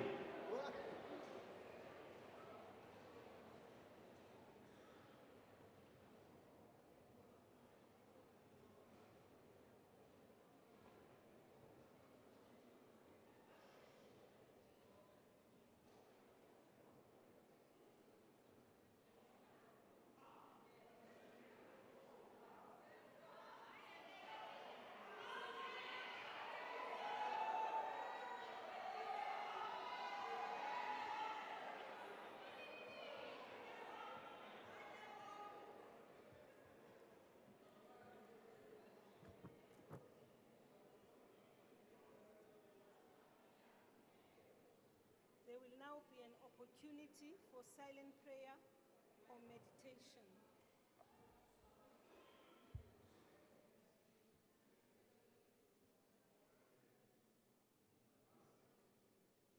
Please be seated.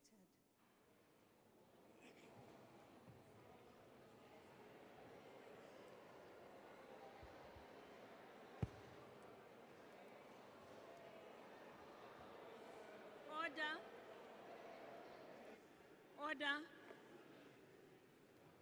The Secretary will read the first to the sixth orders together.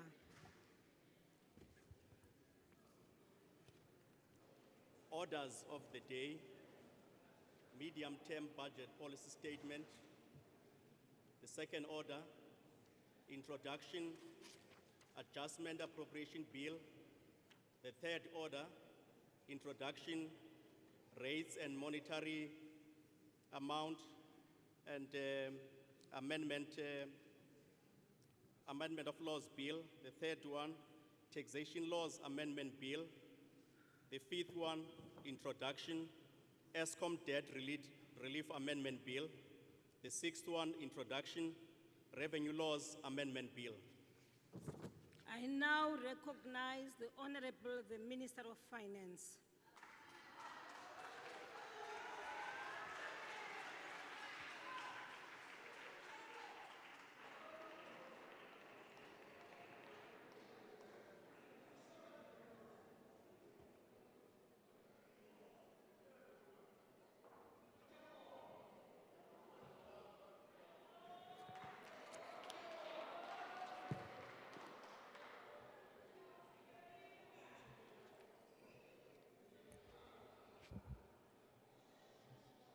Honorable Speaker, Nosiviwe Mapisa Ngagula, His Excellency President Cyril Ramaphosa, His Excellency Deputy President Paul Mashatile, Cabinet colleagues, members of the Executive Committee for Finance, honorable members, Governor of the South African Reserve Bank, the Commissioner of the South African Revenue Services, fellow South Africans, I have the honor to table the following documents before this House.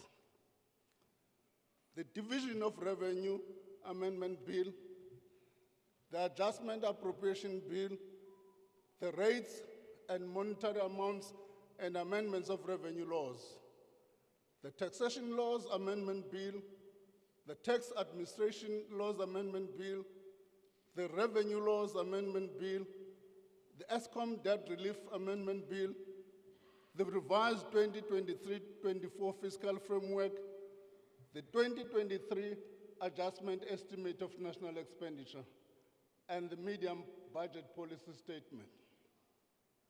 Madam Speaker, allow me to join the President and the nation in congratulating the Springboks on winning the 2023 World Cup for a record fourth time. This is a proud moment that has unified and brought joy to South Africans.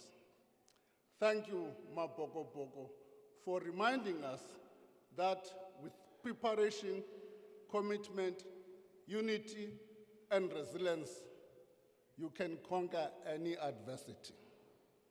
In the same spirit, I'm honored to present the medium-term budget policy statement. This policy statement outlines our resolve to, among other things, stabilize public finances while maintaining support for the most vulnerable and protecting frontline services. Fast-track growth-enhancing reforms. This includes a new financing mechanism for large infrastructure projects. Reconfigure the structure and size of the state while strengthening its capacity to deliver quality public services. These priorities echo the message delivered by His Excellency, the President, during his address on Monday. Thank you for your commitment to staying the course of growth and sound public finances. Madam Speaker, the economic outlook over the medium term remains weak, reflecting the cumulative effect of power cuts, the poor performance of the logistics sector, high inflation, rising borrowing costs, and weaker global environment. The International Monetary Fund forecast global growth to slow from 3.5% in 2022 to 3% in 2023 and 2.9% in 2024. The weaker growth outlook for China, South Africa's largest trading partner, the lower commodity prices, and the risk that the USA interest rate will remain high for longer means global economic environment is less supportive for South Africa's growth prospect. Domestically, we forecast a 0.8% growth in real GDP in 2023.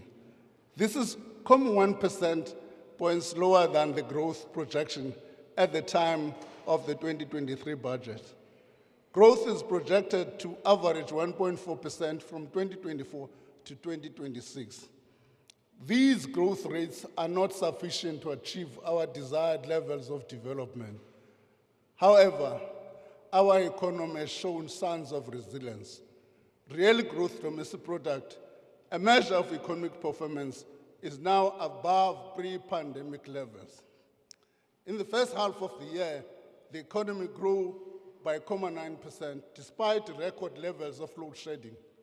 The tourism sector grew more than 70% in the period, driven by arrivals of more than 5.4 million international tourists.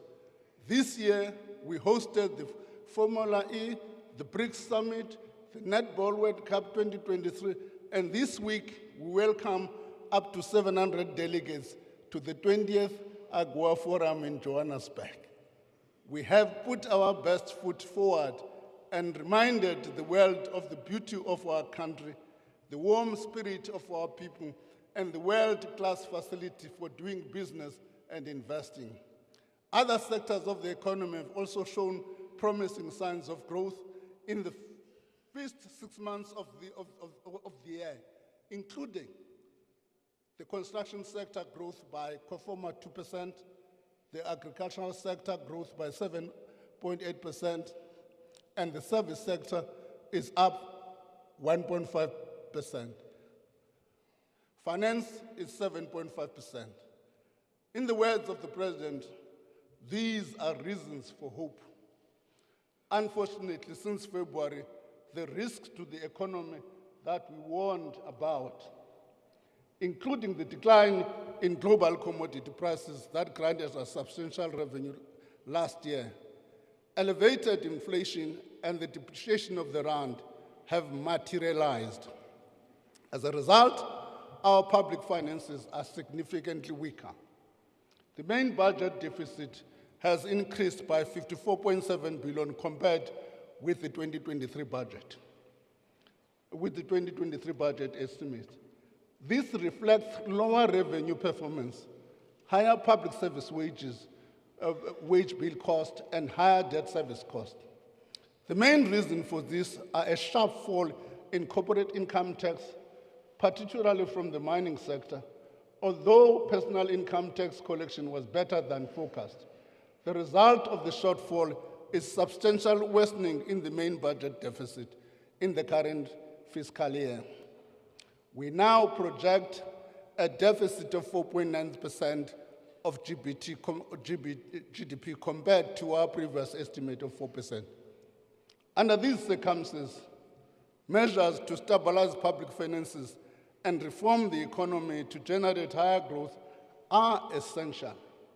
We recognize that alongside these measures, our most effective way of funding government is through an efficient tax administration. And by broadening the tax base, SARS will continue its focus on enforcing compliance in areas such as debt collection, fraud prevention, curb illicit trade, voluntary disclosures, and encouraging honest taxpayers to comply voluntarily. Every additional round of revenue collected is one rand less which have to be borrowed. Madam Speaker, allow me to frame our fiscal challenges as follows. Government spending exceeded revenue since the 2008 global financial crisis. These rising annual budget deficits have reached an extent where the government will have to borrow an average of 553 billion per year over the medium term. As a result of gross debt rising from 4.8 trillion in 2023-24 to 5.2 trillion in the next financial year. By 25-26, it will exceed 6 trillion mark. We now expect gross government debt to reach 77% of GDP by 25-26. This is higher than the level we forecast in February. Over the next 3 years, debt service costs as a share of revenue will increase from 20.7% in 2023 to 22.1% in 2026-27. The cost or interest of this debt for the next year alone amount to around about 385.9 billion.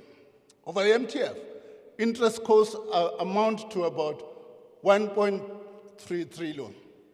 This is more than we spent on police, education, or health.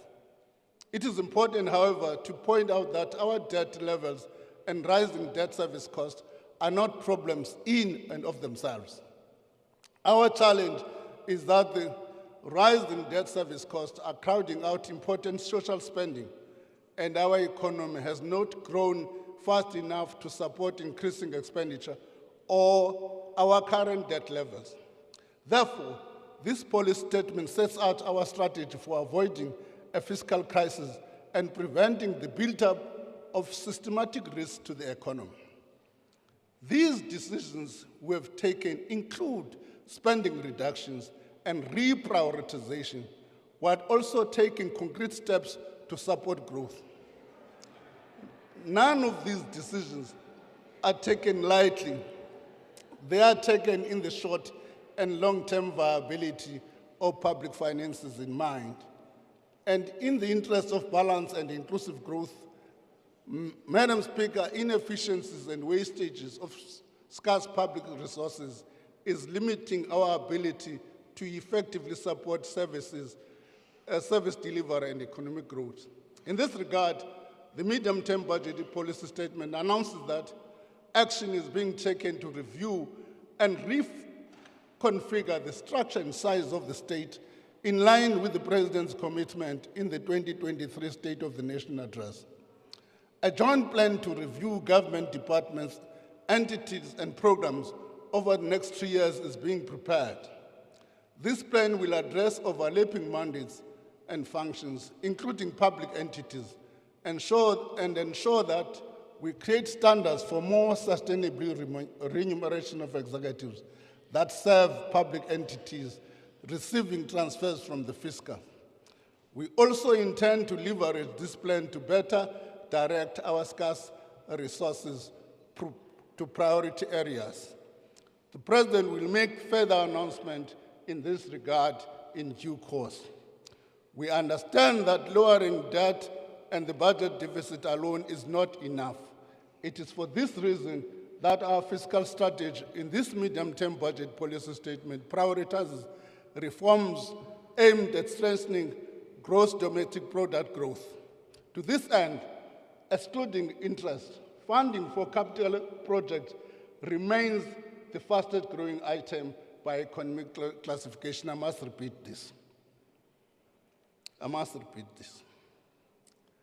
To this end, excluding interest, funding for capital projects remains the fastest growing item by economic classification. Furthermore, we are introducing a new mechanism for improving the pace of delivery of capital projects. The medium-term budget policy statement also recognizes that government must respect the budget constraint to preserve sustainability of government services that are being crowded out by debt service costs. We propose a strategy of targeting spending adjustment based on policy priorities and a reconfiguration and rationalization of the state, which includes closing or merging ineffective entities and programs, and enhancing complementarity of its functions. Madam Speaker, the poor revenue performance requires an adjustment to spending both in year and over the medium term. In the current financial year, spending has been revised downward by 21 billion. This is still below prevailing underspending levels by department and institution, which average 32 billion per annum over the past 3 financial years. For the 24-25 and 25-26, the reductions are 64 billion and 69 billion respectively. These are based on current revenue projections and do not take into account future revisions to revenue forecast. The implications of these adjustments will be partially offset by departments implementing the cost containment guidelines issued by National Treasury, implementing control measures on payroll systems in line with the directive issued by the Department of Public Service and Administration, as well as implementing recommendations from the spending reviews conducted in the past 2 years, fiscal years. Government has made strategic decisions to allocate funds to frontline sectors such as health, education, and police services. Additional funding of 24 billion this year and 74 billion over the medium term will be used to fund the 2023-24 wage increases and the associated carry-through costs in these sectors. 34 billion is allocated to extend the COVID-19 social relief of distress grant by another year. Over the medium term, a provisional allocation is retained while a comprehensive review of the entire social grant is finalized. The Presidential Employment Initiative will be extended for another year through repurposing a portion of funds from existing public employment programs, such as the Extended Public Works Program and the Community Works Program. A comprehensive review of public employment program is underway. Honorable members, the division of revenue is an important tool for equitable allocation of funds to provinces and municipalities. Over the next 3 years, government proposes allocating 48% of available non-interest spending to national departments, 42% to provinces, and 9.9% to local government. We acknowledge the pivotal role of local government in delivering effective services to communities. We also recognize that the provincial and municipal spheres are under pressure to meet increasing infrastructure demands. The government remains dedicated to support the sustainability and financial stability of our municipalities. Let there be no doubt, effective local governance is the bedrock of service delivery. Equally, financial stable municipalities are the foundation of our nation's economic prosperity. With this in mind, I want to briefly address one of the most pressing issues facing our nation: water provision, water management, and the state of our water treatment systems. Over the years, we've seen the impact of poor water management leading to polluted water sources and limited access to clean water for our citizens. This has largely been caused by dysfunctionality of many of our municipalities. To address this challenge, the government is making changes to the conditional grants, starting with the Urban Settlement Development Grant, the Integrated Urban Development Grant, and the Municipal Infrastructure Grant. These changes include reconfiguring of grants and revising the grant conditions to align them with the green drop, blue drop, and no drop assessment relaunch by the President as part of efforts to ramp up the performance of water service authorities. In addition, we will be working with local government and the Department of Corporate Governance and Traditional Affairs to develop a new funding model so that municipalities can continue to earn revenue through the transition to more self-generation of electricity by firms and households. Maybe let me explain this a bit. With the deregulation of the electricity industry, a large number of municipalities rely on electricity as a revenue. With the provision of generation by private companies, that is likely to have a major impact on the revenue sources for municipalities.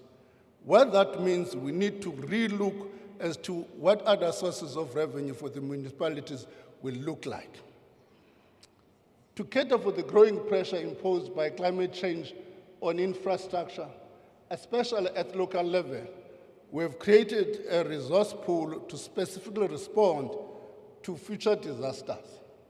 In this regard, 370 million has been added to the Municipal Disaster Response Grant, while 1.2 billion has been added to the Municipal Disaster Recovery Grant to cover the repair and rehabilitation of infrastructure damaged by flooding in February and March 2023.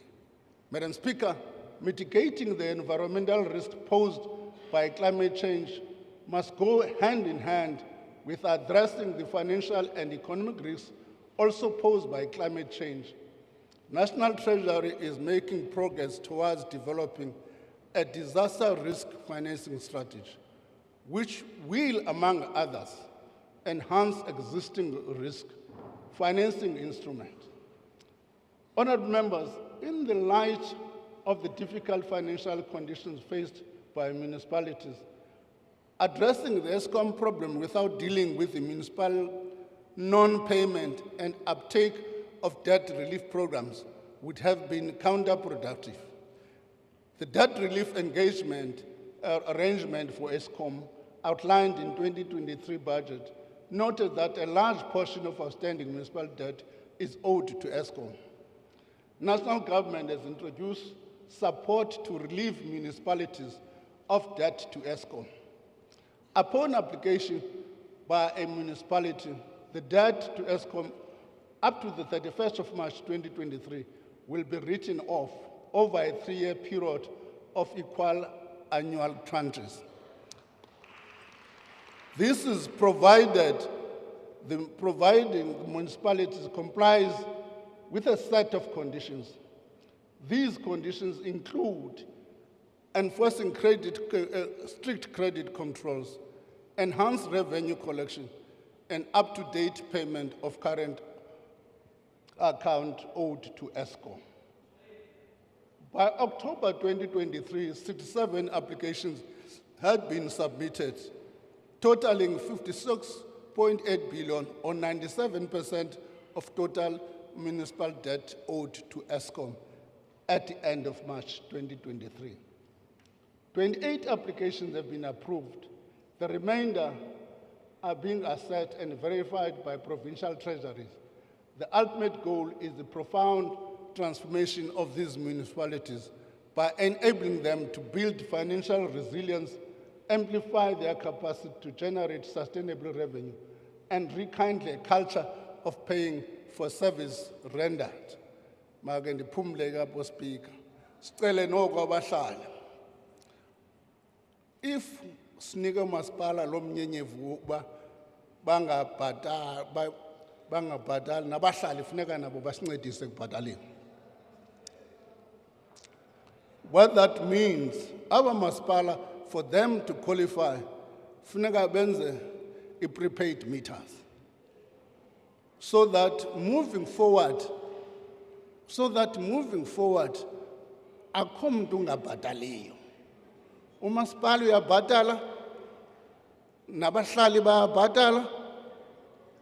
Otherwise, this debt relief will not be useful. Madam Speaker, unemployed is now 70 billion rand indigent. Madam Speaker, the President stated in his address on Monday that more rapid and inclusive growth is the only solution to unemployment, poverty, and inequality. Growth is also necessary for sustainability of public finances. Mr. President, I could not agree with you more.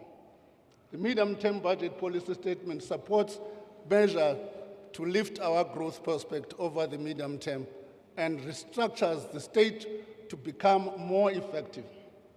In its approach, the government is intentional about leveraging the collective wisdom of all stakeholders to realize the vision set out in the National Development Plan to create a better life for all.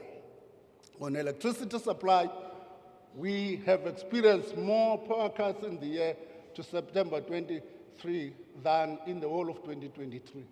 However, over the medium term, additional generation capacity from renewable energy investment combined with the return of ESCOM's units that are out of service should ease power cuts. Our electricity system is undergoing an enormously positive transformation.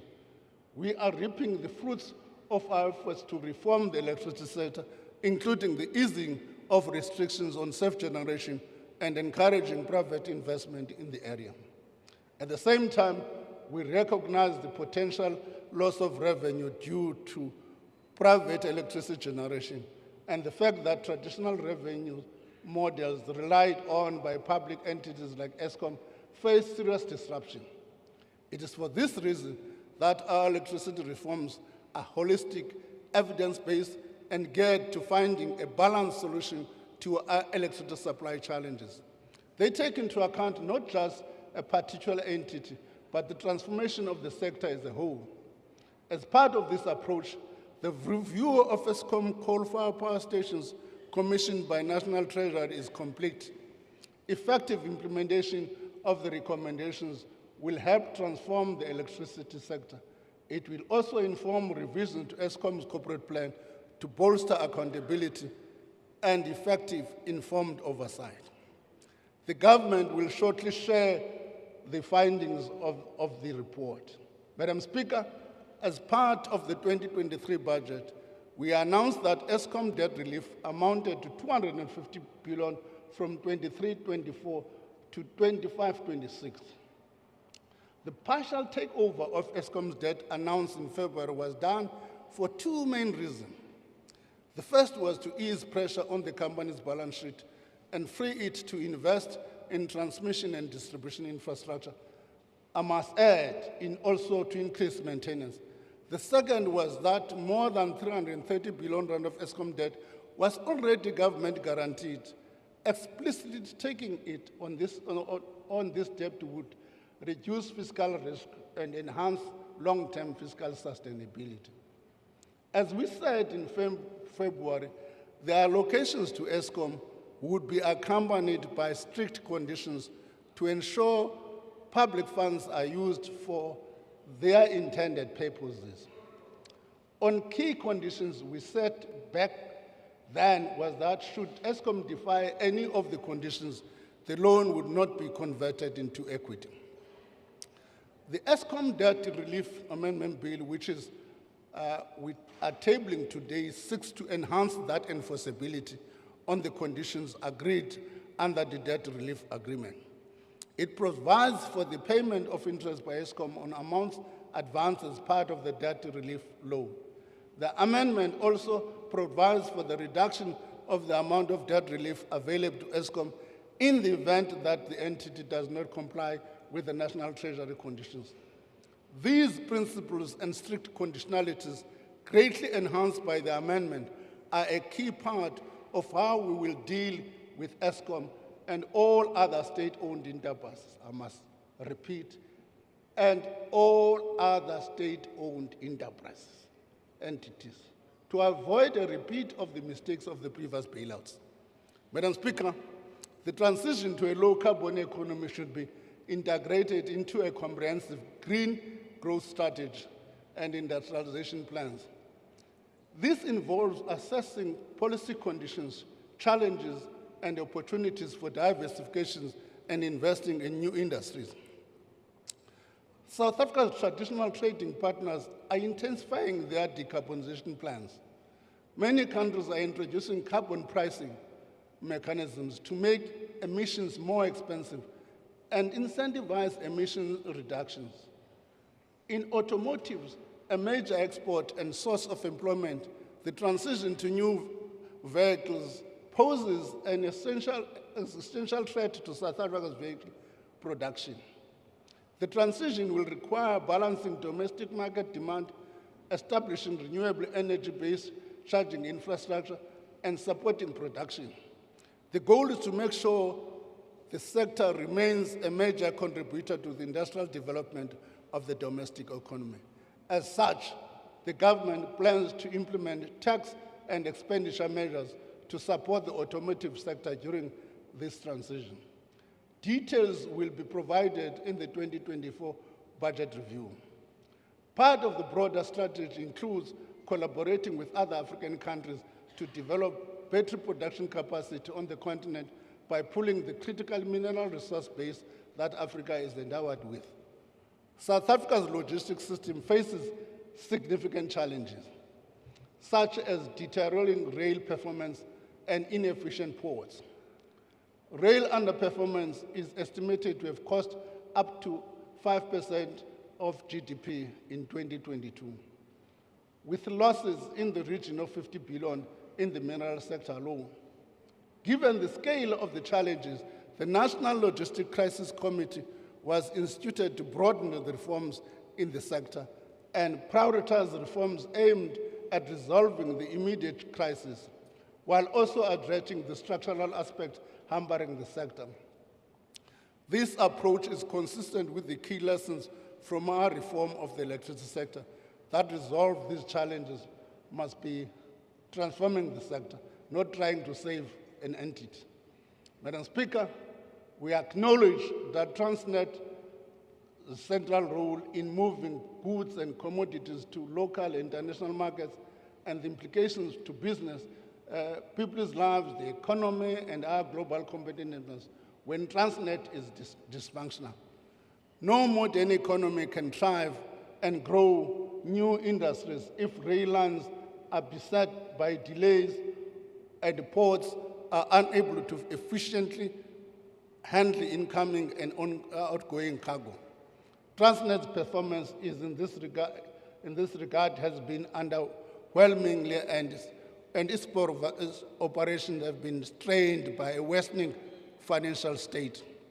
Recognizes the seriousness of the situation, the National Treasury is working with Transnet and the Department of Public Enterprise to ensure that Transnet can meet its immediate debt obligations. Broader reforms of the logistics sector will be guided by the freight logistic roadmap. The roadmap sets out a clear path for enhancing efficiencies, facilitating the introduction of competition, and leveraging the financial and technical support of the private sector.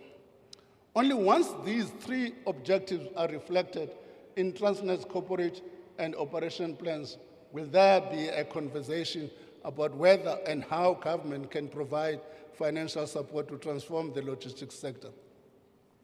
Investment in infrastructure is central to supporting high economic growth and expansion of access to basic services. We are seeking to facilitate a quantum shift in the quantity and quality of delivery by mobilizing private sector financing and technical expertise at scale. However, the infrastructure ecosystem is plagued by challenges that undermine efforts to fast-track delivery. Among the challenges is the lack of a credible pipeline that can attract funding, lack of sustainable financing arrangements to crowd in private sector, and poor contract and project management to manage cost and scheduled overruns. In this regard, we are amending the Treasury regulation. Comrade Mamluku will be pleased, that's Regulation 16. In this regard, we are amending regulations, Treasury regulation, and key elements of the municipal legislation in line with the recommendations of the completed review of the public-private partnership framework. The new regulations will be published by the time of the budget review 2024. We are also establishing an infrastructure financing and implementing support engines that will systematically address the need to crowd in private sector finance and expertise into the public infrastructure program. Government will also widen the scope for concessional borrowing by creating new mechanisms through which private sector investors and multinational institutions can co-invest with government for selected infrastructure projects. These will include the use of build, operate, and transfer structures, PPPs, and concessions, and the application of front-loading mechanism with provincial conditional grants which now allows for it. By the way, we have started piloting the front-loading. We have just done one front-loading now for housing in Northern Cape, which is our pilot project on front-loading.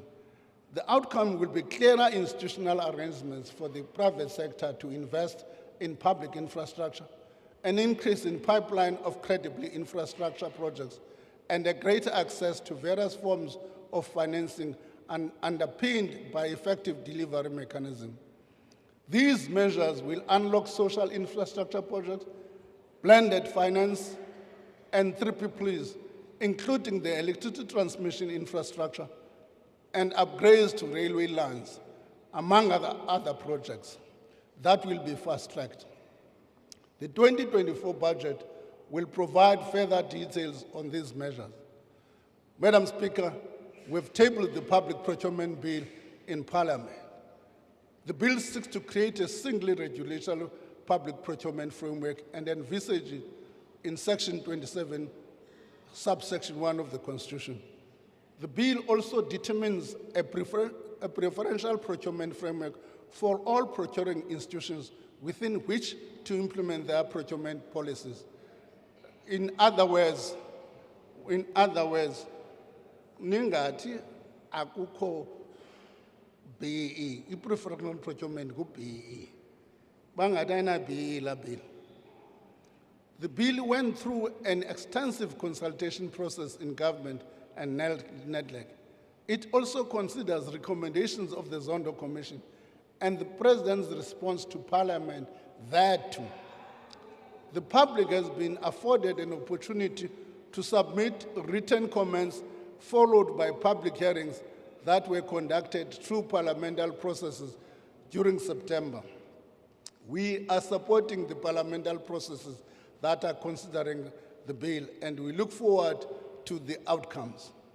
We're also working with the development partners to modernize the procurement system, eliminate bottlenecks, and make it more agile to deliver services.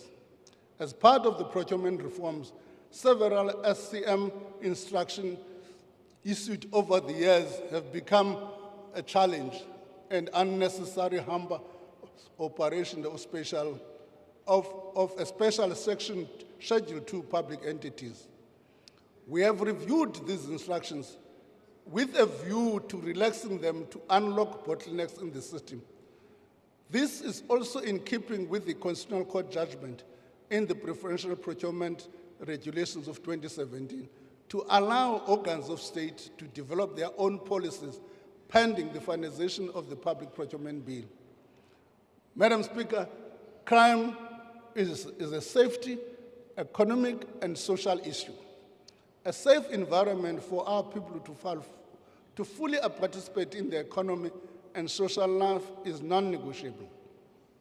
Fighting crime is a key ingredient of enhancing economic growth.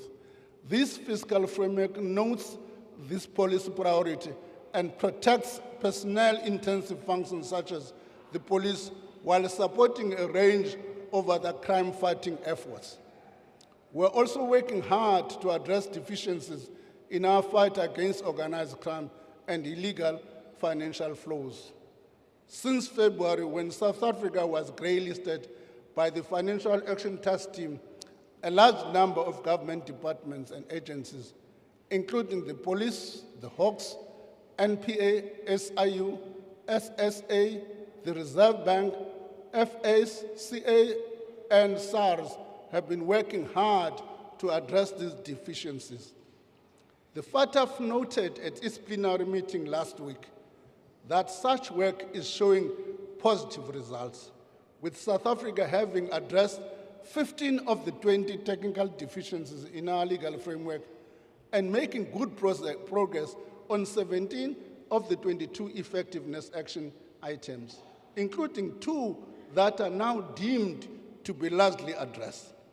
However, there's also a significant amount of work that must still be done, particularly with regard to the investigation and prosecution of complex money laundering cases and terror financing, the identification of informal mechanisms for remitting money around the world, and the recovery of the proceeds from crime and corruption. Government expects to address all these deficiencies identified by FATF by early 2025. We are also devising ways to make better and more targeted use of the criminal asset recovery account to address crime.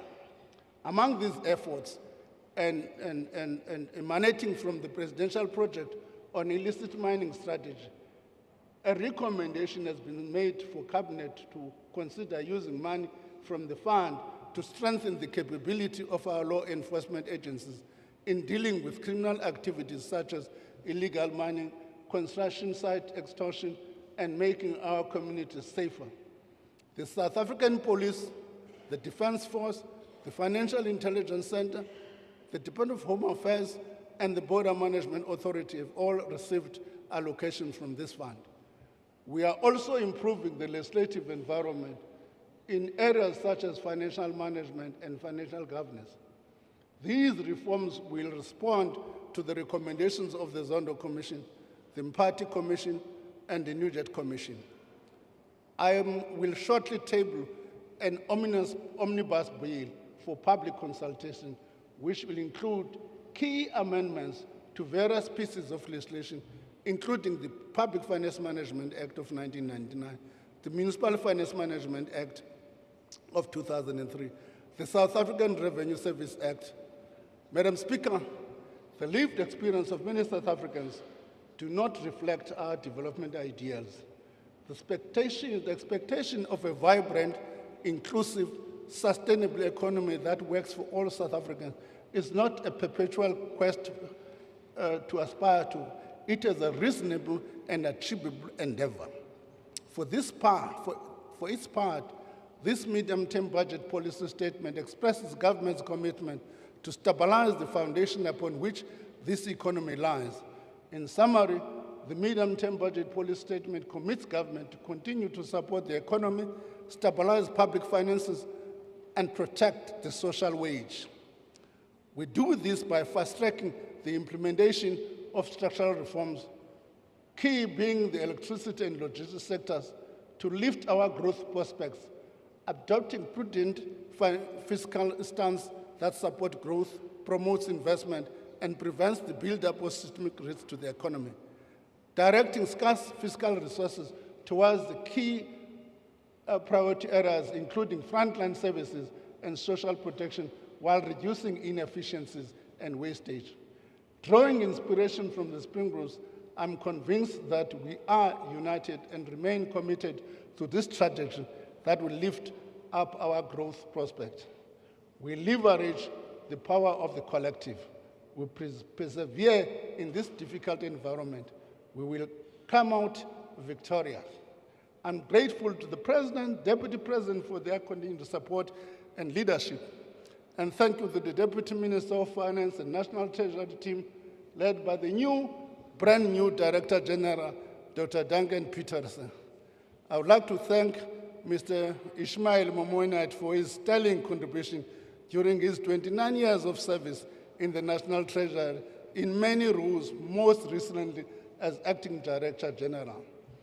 His commitment to sustainable, transparent, and accountable public finances and the values of our Constitution is an example for all of us.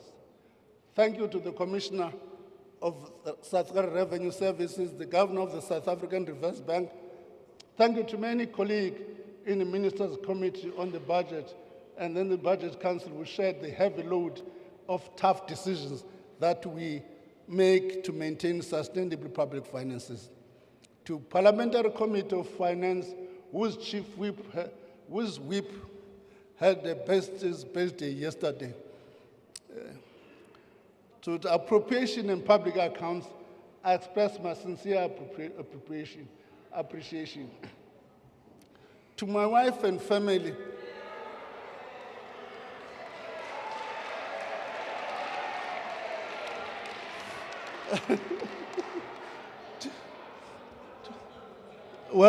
To my wife and family. And by the way, today, I've been joined by my last born, who believes that my decision, my choice of career is not a good one.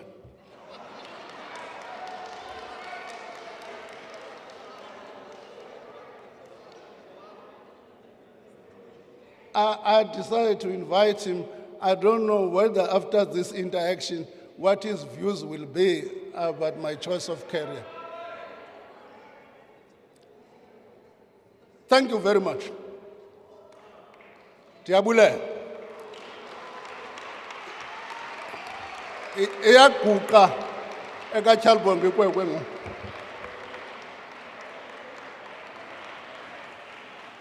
I thank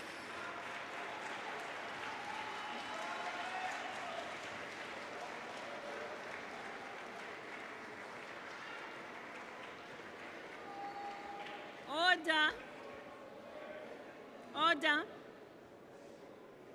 I thank the Honorable Minister. The papers tabled by the Minister will be referred to the relevant committees. Order. Honorable members, I would like to advise you that there are books available outside of the chamber where you can write your congratulatory messages for the Springboks. I thank you. Order. I request members to stand and wait for the chair and the maids to leave the chamber. That concludes the business of the day, and the House is adjourned.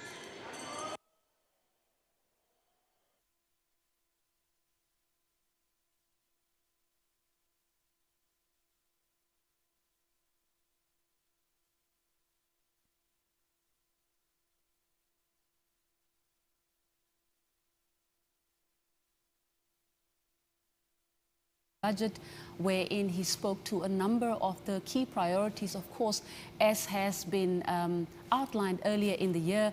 We know that we are still working within the context of the 7 priorities which were announced by the President in 2019 up to where we are right now. We are, of course, winding up, we're winding down the 6th dispensation, where we are now beginning to have conversations around consolidating the work that has been done over the last 4 years. And of course, we've had conversations with some of the commissioners, one of the commissioners from the Planning Commissioner, who was talking to us about the recently released 10-year review report of the National Development Plan, which of course was really unpacking the progress that has been made in terms of implementing the priorities that have been put in place and as announced by the President in 2019. And of course, key out of that report is, of course, the fact that we have not been able to make that much progress at all. And of course, we know that in 2018, we had a technical recession.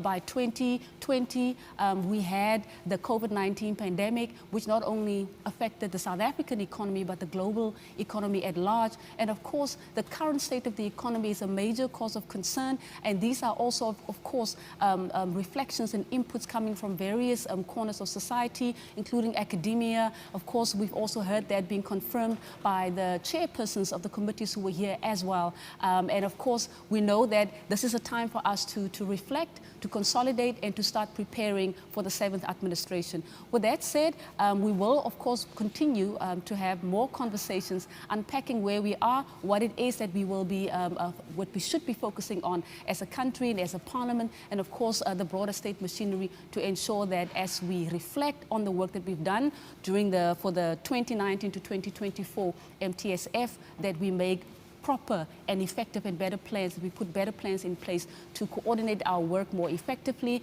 across the sphere, the legislative sector, and of course the governance, the executive sphere as well. With that said, that is all we have for now, and thank you very much for staying with us.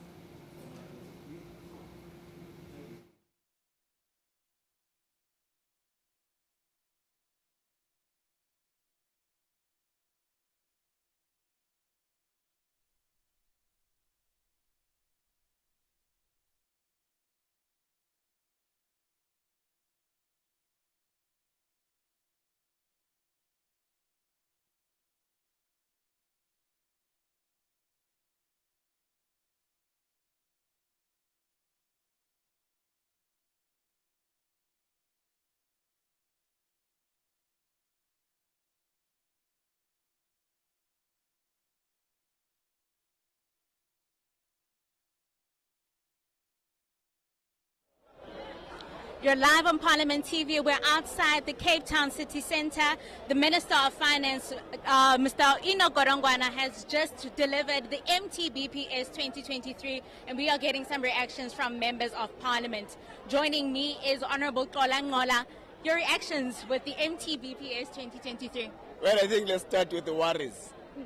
The rising costs, debt service costs, an economy that is not growing in the pace that is estimated or expected is quite worrying. But we trust government that they will do a turnaround plan to ensure that we change all that situation. You'll remember that there's been investment conferences, there's been BRICS summits and all that, to try and boost the economy so that it meets the expected expectations of our own people. But I think part of what becomes so much important for our own people is that there's been numerous grants for disaster that have been given to municipalities where we know that there is a serious damage to infrastructure and all those things. So it's a good approach from the Department of Finance. But another thing that is very important, we all know that part of what is hitting the growth of our economy is the continued power supply disruptions. So the ESCOM relief bill we seek to resolve that matter so that we take load shedding away from the people of South Africa. So it's part of the work of government to ensure that we fix the situation. It may not be an easy and short situation, but we are confident that it will be fixed ultimately. Thank you so much for that. Enjoy your day. Next, we have Dr. Groenewald, the leader of the FF+. Sir, your reactions on the MTBPS 2023? Well, firstly, we must be very worried about the government debt. If we look at that, at the moment 5 billion, or actually trillion, 5 trillion. Prediction 2026, it will be 6 trillion. And only the service cost for that is at this moment 364 billion annually. That's a huge problem. And it actually boils down that for every 5 rand the government gets in with taxes, 1 rand must go for service fees of its debt. The state-owned enterprises is a huge problem. The Freedom Front Plus has always said they must be privatized. It's a real burden. If we look at Eskom at this moment, we've bailed out Eskom with billions of rand. And in the end, now they want to spend 15 million rand on the development of a new logo. It means that they don't understand that they must have austerity measures in each and every department.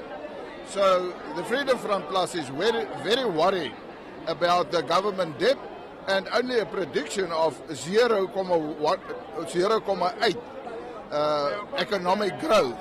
It is not sustainable. Thank you so much for those reactions. While we look for other reactions, we're crossing live to the studio where Dr. Mbulane and Dr. Jantjies will give you an in-depth analysis of the MTBPS 2023.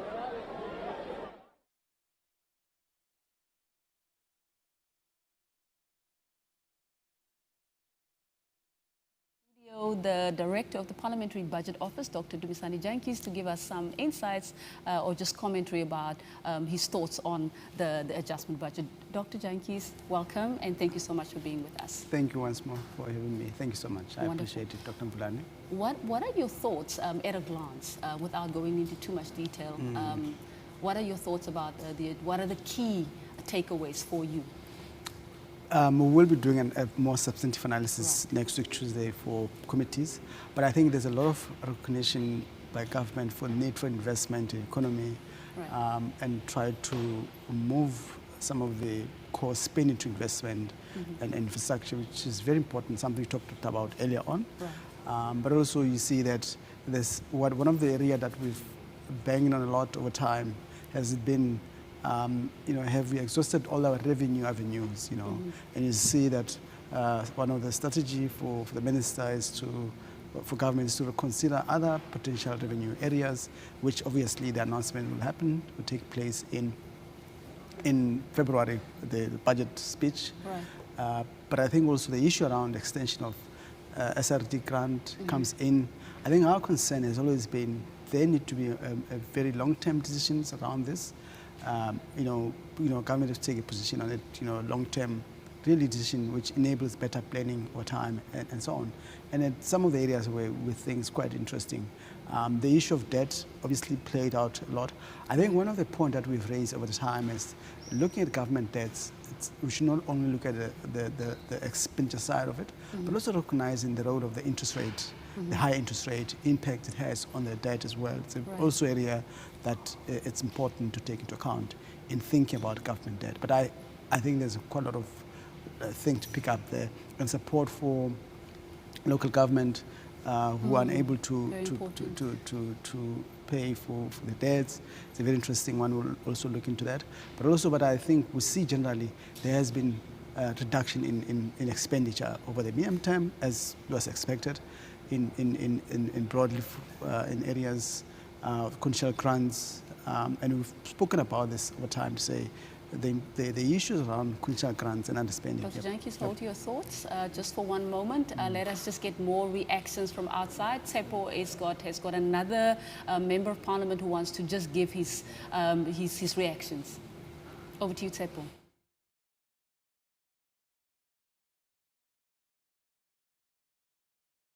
Thank you so much, Dr. Mbulane. Still live outside Cape Town City City Hall, and we are joined by Aljamar's leader, Mr. Hendricks, Honorable Hendricks. Thank you so much. The MTBPS has been delivered. What are your reactions? Look, it isn't as bad as we expected, and we're very worried that the Minister of Finance will cut social grants dramatically, but there is comfort for the poor that they will be able to survive the terrible socio-economic circumstances. The minister also referred to illicit financial flows, but I don't think our minister understands what is illicit financial flows.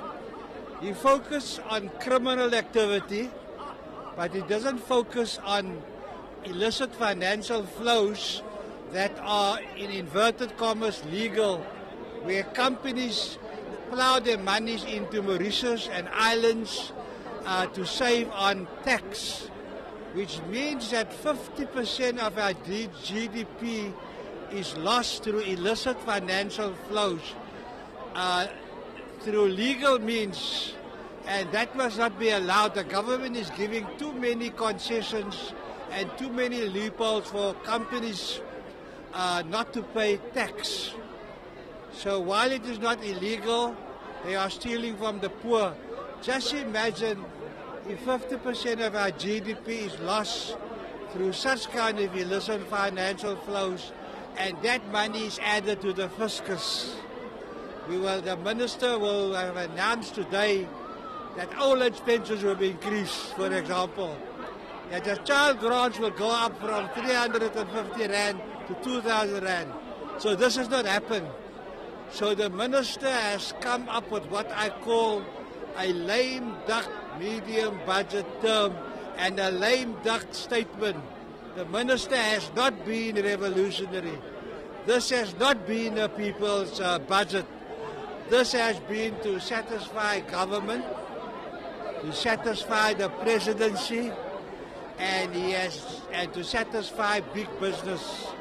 It is time that the minister comes up with a revolutionary budget. He has no revolutionaries in Treasury, and that is very sad. So Al-Jamaa is very disappointed in the statement, but we will make our voices heard when it comes to the debate, because we need to start preparing for next year's budget. It cannot be that a budget doesn't meet all the needs of the country. You can't be selective and choose where we are going to assist. No one must be left out. This budget has left out many wards, many municipalities, many provinces, and many areas. And lastly, I want to say that it is time that big business are taxed on their sales and their services and not on their profits. Thank you so much for that. Thank you. More reactions on the hashtag MTBPS 2023. We have the Minister with us. Minister, your reactions on the MTBPS 2023. Yeah, obviously it's a difficult tightrope for National Treasury to walk through, but from the justice side, we believe that we have been given what could enable us to function, to enable access to justice in our courts across the country, and we will do with the little that we have, including to also look into the criminal assets recovery funds, because obviously there will never be enough funds. So we believe we can work with what we have been provided. You're confident that the department can work with what they have? Yeah, obviously it will never be enough, but yes, we will be able to work. We can be able to operate and enable justice to be dispensed. Thank you so much for those reactions. Back to studio with Dr. Mvulane and Dr. Jantjies to give you that in-depth analysis of the hashtag MTBPS 2023 given a few minutes ago by the Minister of Finance, Mr. Enoch Godongwana.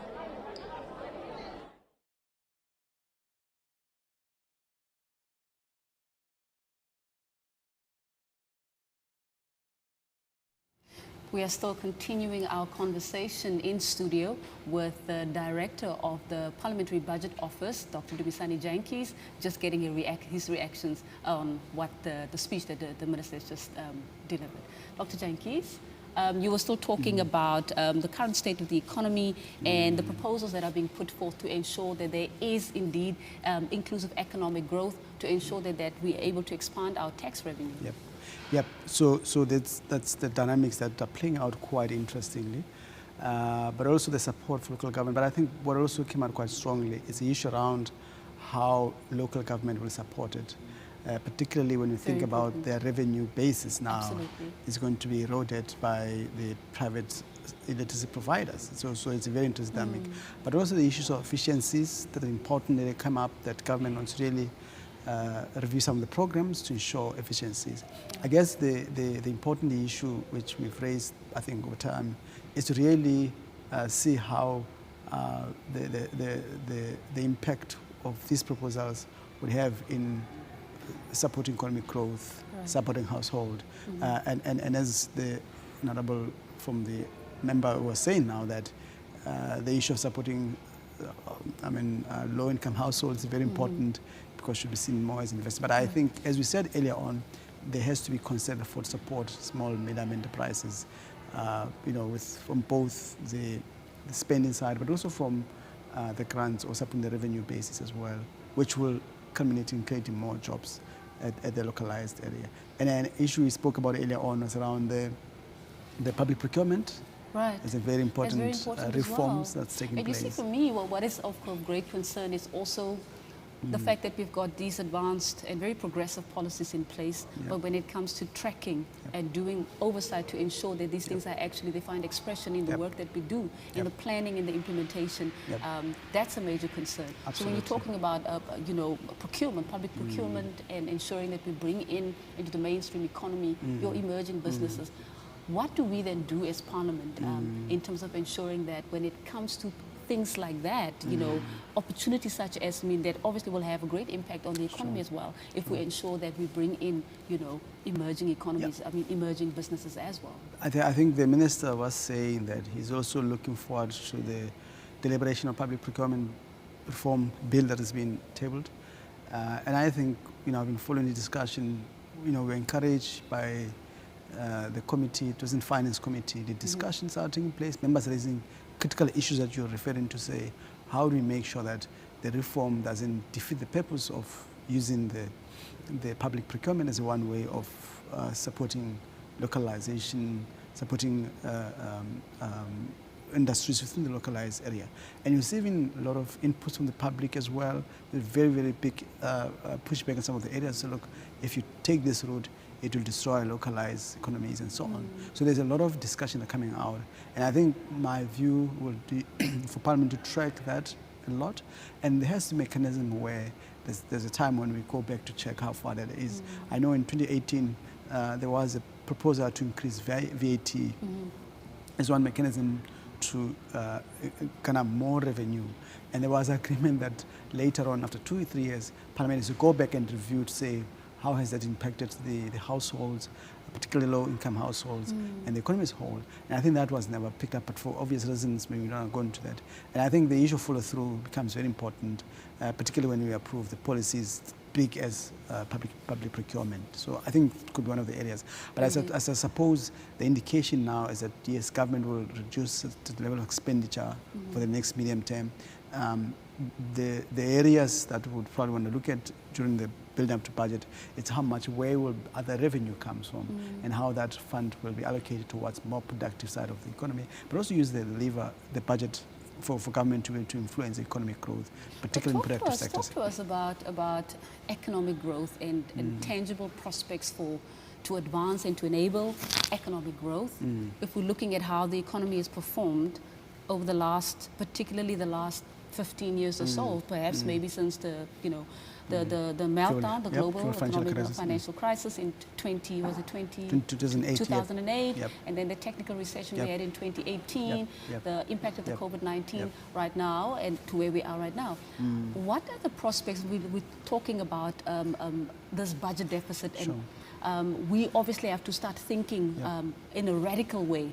What kind of radical proposals can we put in place to ensure that we bring about that change? But with that said, let us quickly cross over to Tsepo, who's got the Minister of Defence, to just get his reactions.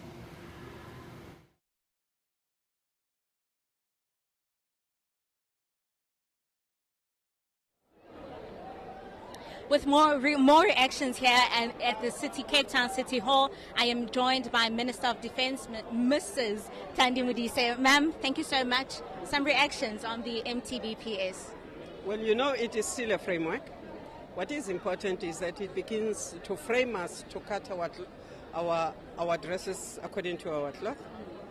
it forces us to look at what can be done, but the most important thing for me is it looks out to those who are in need. The promise not to dump the poor, the promise to look at solutions that travel those who depend on public transport, the coverage of more resources to the police and to the security in turn. It's a taste, it is still a framework, but it points us to the right direction. Thank you so much, Remy. Thank you so much for that. Some mixed reactions here. And I'd like to introduce Honorable Kwankwa, who is going to give us his reaction on the MTBPS. He is from the UDM. Honorable Kwankwa? Yes, the Minister has delivered the MTBPS. What are your reactions? What are your thoughts? Well, the Minister and his government, they called us here in order to tell us that, one, the country is broke. Two, they do not have an action plan or a turnaround strategy for it, because everything we've had in terms of the platitudes, the political rhetoric, do not come close to what is required to turn the economy around. How do you explain that a country such as South Africa, for the next 3 years, is going to need about 553 billion rands to survive, to be able to meet its basic needs and to deal with the ESCOM issue? How do you explain the fact that debt service costs, because of the mismanagement of the economy, are about 400 billion rands? 400 billion rands now per annum. And these issues are issues of management and leadership of the country. And there is nothing that they have been able to provide in the last 10, 15 years as a solution to that. Whenever the economy is not growing, whenever the country has challenges, all they do is to borrow money without a plan of how to repay it.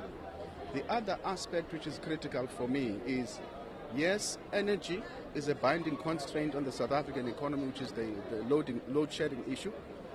But consider this, in about 2006, we adopted an economic policy called ASGISA, and one of the issues it wanted to deal with inefficiencies in the national logistics system, right? 20 years later, we are no longer having inefficiencies. The entire national logistics system has completely collapsed. And now when the minister comes here and talks about the national logistics system, it's like it's something new. It's fallen from Mars. And then it points to the failure of the government to deal with these issues. I have said in the past, not once, many times, that when I hear the ANC making commitments about fighting against corruption, those claims and commitments are as credible as a cat that decides to conduct a commission of inquiry into the disappearance of mice. Thank you. That's where we are. Thank you so much for that. Some mixed reactions outside of the Cape Town City Hall. Back to you, Dr. Mvulane, in the studio.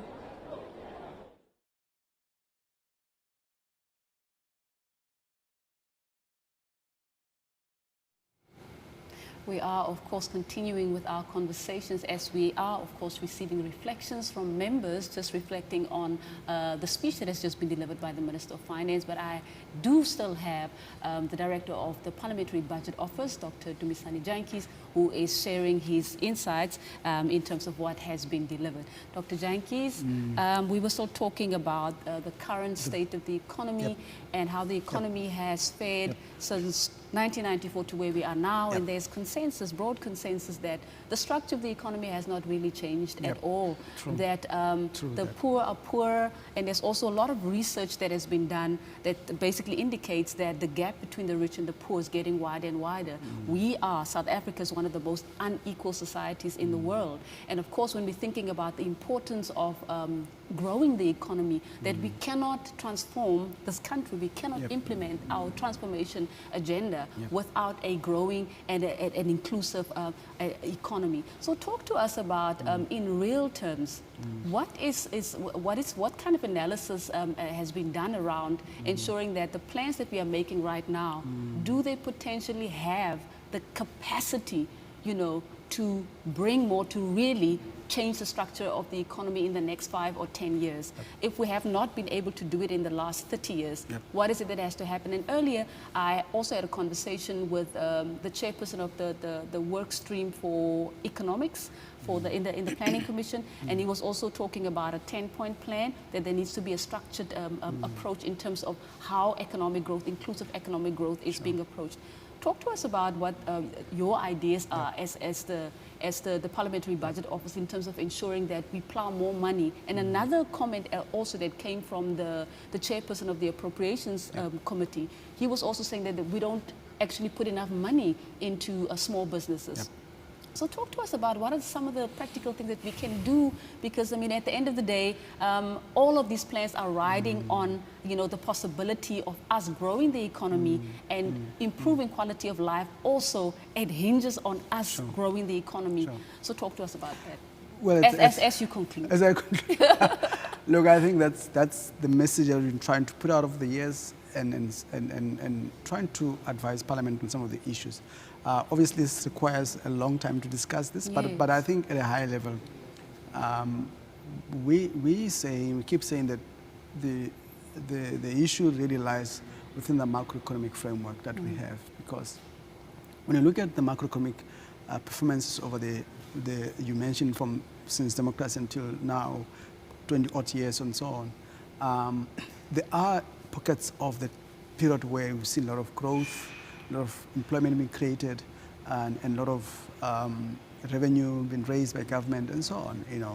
And in our analysis, the evidence does show that the role of government in the economy is very important. It can never be underestimated. It's very important, and use macroeconomic policy framework to influence the economy, fiscal policy, and both monetary policy to influence the economy. And we look at Dr. Jantjies, hold that thought. Let us quickly cross over to Tsepo, who's just getting one more reaction before we wrap up this show. Over to you, Tsepo.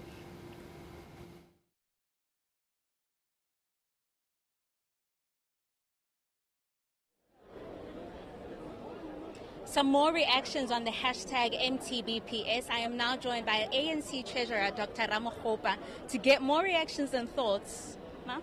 Some reactions from you and thoughts on the MTBPS that the Minister has just delivered. The Minister of Finance said quite a lot of things, including principles and objectives. However, what I picked up is that our finances are not at their best health. However, this budget statement addresses three key issues. The need to ensure and to stimulate more growth, which is a positive for economy, and also to deal with poverty and all that. And secondly, the need to stabilize the finances. And also, because we are a caring government, the need to protect the social security. Which also includes cushioning people from poverty. In terms of the economy, the infrastructure, very, very exciting. He has also highlighted areas where he's going to look at stimulating private sector investments. But we'll just need to look at the details because really we call on the private sector in South Africa to look at investing in the economy and to meet government halfway, but in a manner that creates a shared prosperity. And with some of the issues that we face, socioeconomic issues such as unemployment and everything else, poverty, are you confident that the Minister's budget and his budget statement kind of allocates enough money to see that departments are attending to these issues? It was really a balancing act, and it's always a balancing act with finances. And we must also focus on the fact that we have an increasing debt ratio, which is something we must monitor very tightly as a development state. But that should not be a barrier towards unlocking the huge economic potential that our country has. I had a privilege of being an advisor in government on the district development model. And from the assessment, every region in our country, every district has economic potential.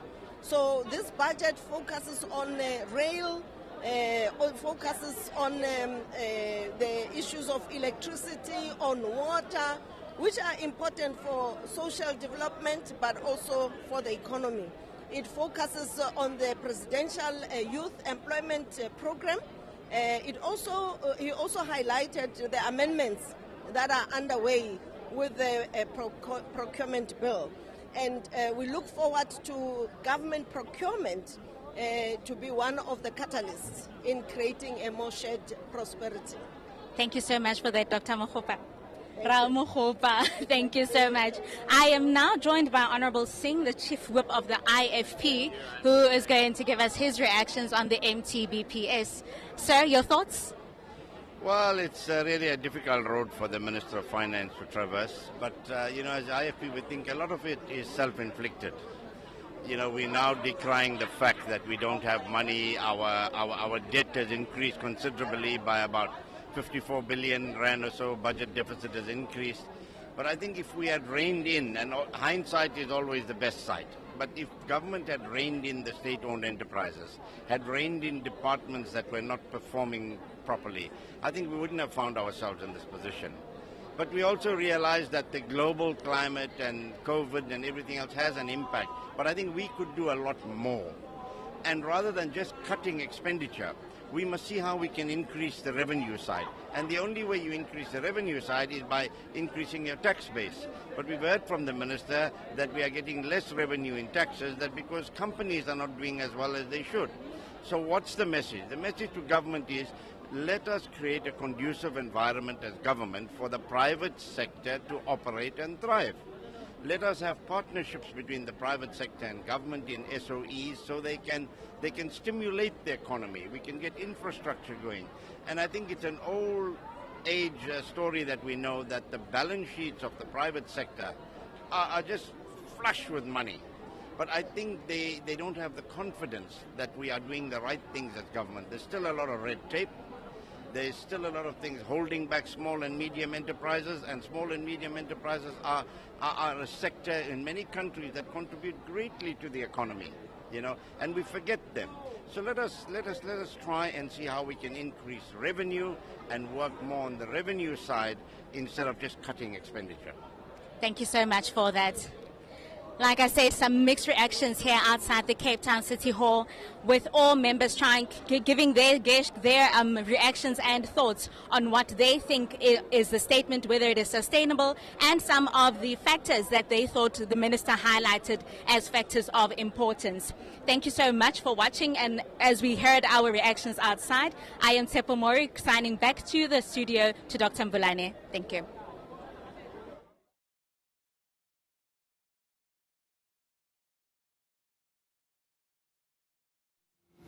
Thank you very much, Tsepo, who did a sterling job in getting those reactions from members of parliament about their view. All of the mixed reactions that we're getting, obviously they speak to the current state of our economy, they speak to the current state of poverty and inequality in the country, and of course we know that in the last 5 or 15 years or so, our economy has actually not yielded the kind of growth that will be able to tangibly and materially change the quality of life of the poor and the marginalized. But of course, as we know, these plans are being put in place to make sure that we incrementally move in the right direction, to ensure that we incrementally achieve those goals that have been reflected in the National Development Plan, in the MTSF, and of course, we know that 2030 is looming as well. There is a lot still that has to be done, and we can see our government is, of course, at work in trying to balance between, obviously, the issues that we have to look at in terms of economic growth and the social aspects that also are applying a lot of pressure in terms of ensuring that we build capability to ensure that we build an inclusive economy and improve the quality of life of the poor and the marginalized. And with that said, we want to thank you sincerely for staying with us this afternoon. We do hope that you will have time to join us again next week as we further unpack in more detail what has been delivered, the statement that has been delivered by the Minister of Finance. And of course, before we sign out, we are going to leave you with an insert that we did with the chairperson of the economic workstream of the National Planning Commission, who was basically giving us an overview and an update of the analysis that has been done with regards to the progress that has been made in terms of implementing the economic transformation priorities of the National Development Plan, and that is Mr. Ravindra Naidu. With that said, do stay tuned.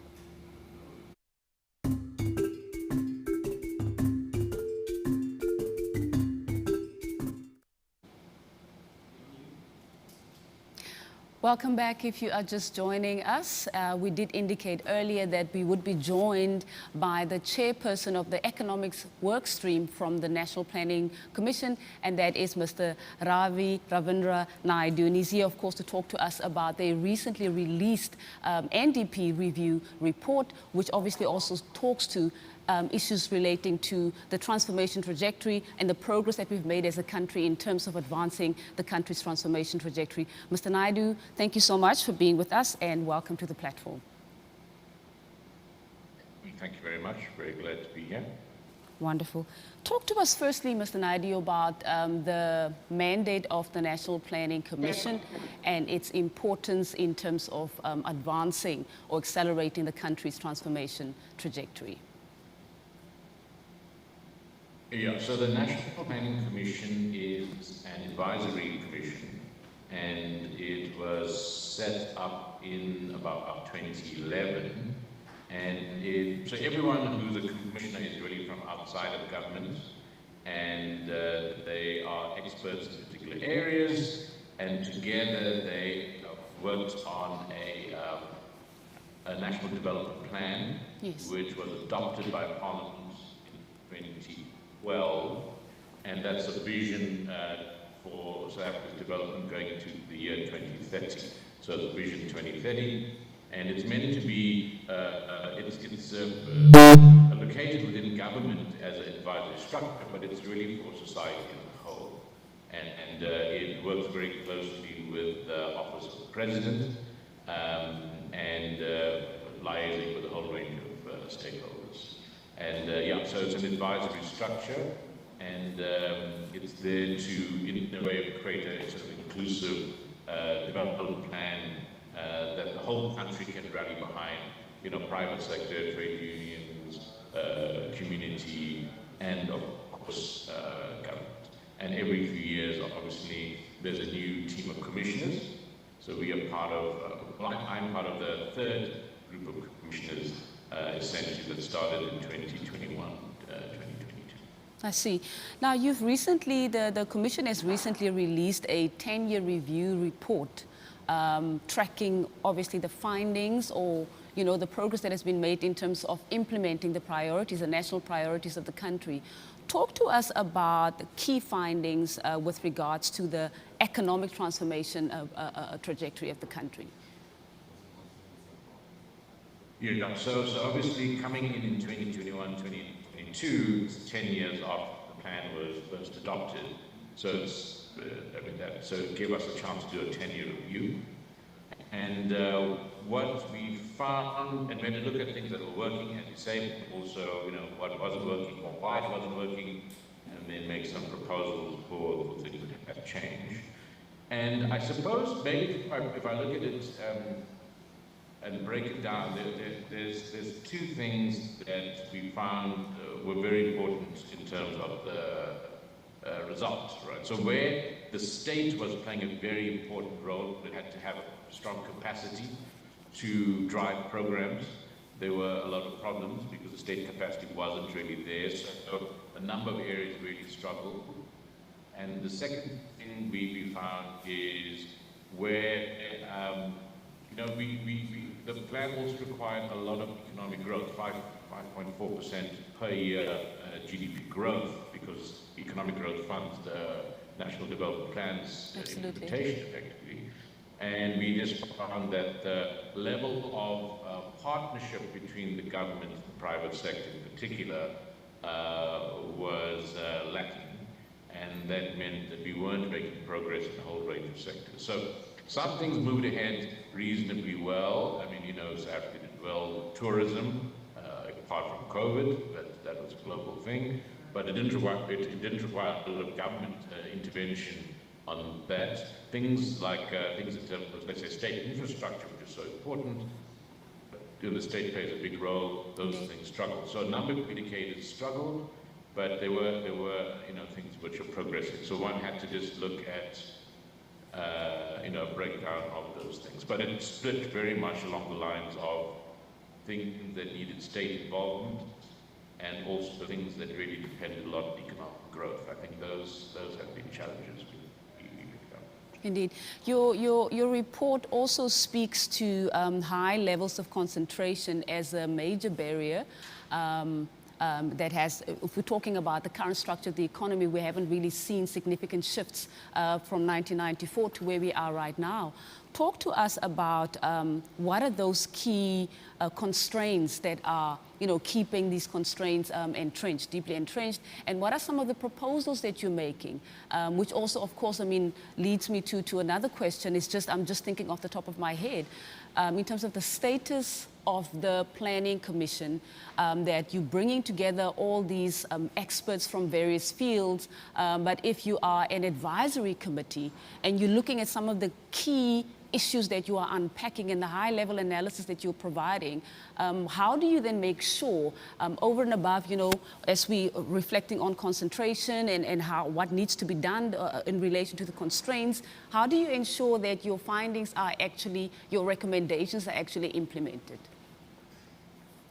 Yeah, so firstly, I think thanks for those questions. Those are very important questions, because how does the advice translate into actual implementation on the ground? That's very important. So the National Development Plan is not just another document. It's meant to be the principal document that underpins a whole range of things that government then does, and gives guidance in a way to how the private sector will also interact with the government. So the National Development Plan, like I say, is meant to be a 20-year plan, from about 2010 to about 2030. Right.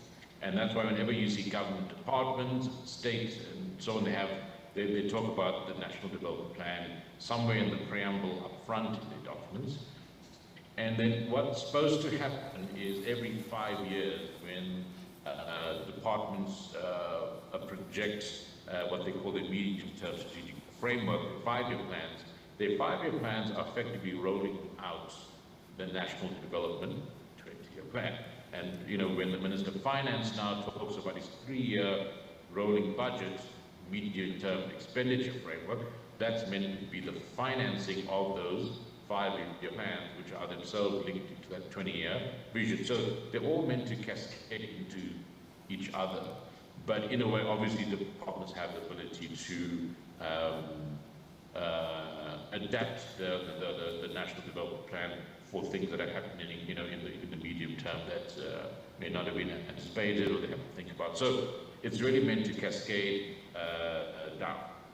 So the status of the National Development Plan and the Planning Commission is something that the Planning Commission is engaged with the President to ensure, and Cabinet, that it has more legislative teeth, yes, so that it requires government entities and state entities to adhere more clearly to the plan, and we can also monitor, where the plan is being implemented or it's not being implemented, where things have changed. So I think there is a tightening up that must happen. So that's just how we want to take that forward. So that's the first thing. The second thing, maybe just to say what has been some of the interactions between the Planning Commission and the actual policies so far. So yeah, I'll give you some examples. So in 2018 to 2020, the Planning Commission was very active in looking at the restructuring of ESCOM and the need to have a focus on generation, separate to transmission, separate to distribution. The President did announce that in 2022 that there would be a focus on transmission and separating out the entities. I think that was an example of the Planning Commission being very involved in a long-term restructuring and coming up with some thoughts. I can tell you as a third commission, maybe 2 examples that have a direct impact with everyone at home who is watching it on TV now. Our interview is this team of planning commissioners was very involved with the renewables advisory in June last year. When the President then went on to announce that they would remove the cap on 100 megawatts being the maximum you could bring in as a private renewables program. And that's really meant now we've had 12,000 megawatts of private sector electricity coming on in the last couple of years through that as well. So it's advisory that also look at how do we support the implementation of the long-term plan. Something that was just in September last year by the Planning Commission is the professionalization of public service. Because again, we think just like electricity, you have to have a competent and effective state. So we put through a national framework on the professionalization of public service, and that was September last year, adopted again by Cabinet. Although you will obviously see the results of that over a much longer period. So these things do, there is interaction and things do get taken forward to support the implementation. Then the last thing maybe just to say is, from the 10-year review, having looked at a whole range of trends and what's causing them, we proposed two things from the economic side. One is we proposed a 10-point plan on for a roadmap for the economy, how to get us from where we are to something that's growing much faster with jobs. I can talk to some of the points in a moment. And then we also, as the Planning Commission as a whole, had a call to action at the end of the review where we proposed 2 or 3 things that we thought were really important priorities to be driven forward. So there was a fairly comprehensive review which dealt with specific things like concentration, economy, and so on. But at the end, there was on the economy side, a 10-point plan roadmap for the economy, and then a call to action.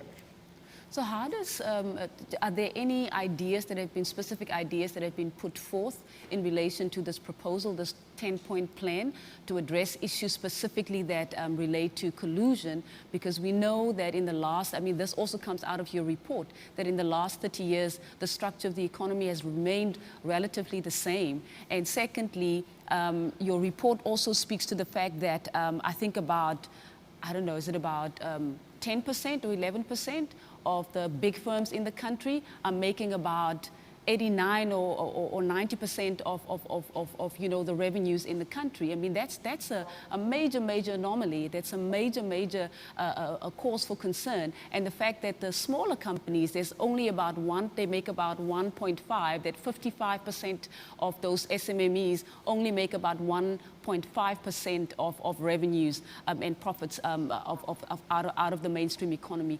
Talk to us about what are the proposals that have been put forth by the Planning Commission to address the specific issue, because these are old patterns of ownership that are quite deeply entrenched, and of course we are going to need really progressive and radical ideas to ensure that that we bring about radical shifts and restructuring the economy. So talk to us about that. Right, so I think that's a very important question. And also, the way we look at these things, we need to also be aware that sometimes we see a symptom of something, but the cause might be a little bit different. So what the Planning Commission identified is that there's a lot of concentration. The economy, a few companies in every sector take a very big share of that sector. It's been that way for a long time, and to some extent, it's not a surprise because we are an industrial economy, but a small economy. So we have a few.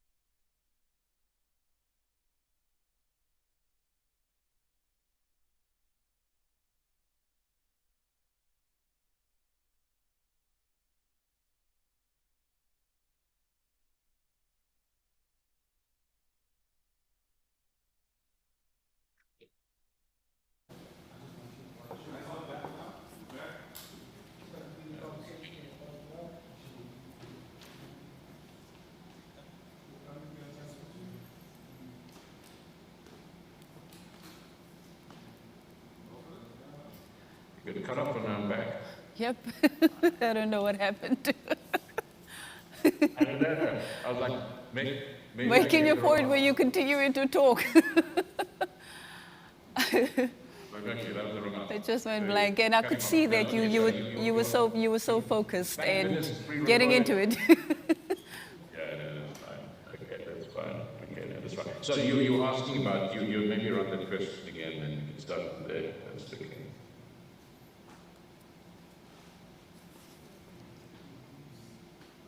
You were asking about the concentration and why it's so concentrated. You can just continue. You can just continue where you left off, Mr. Naidu. Okay.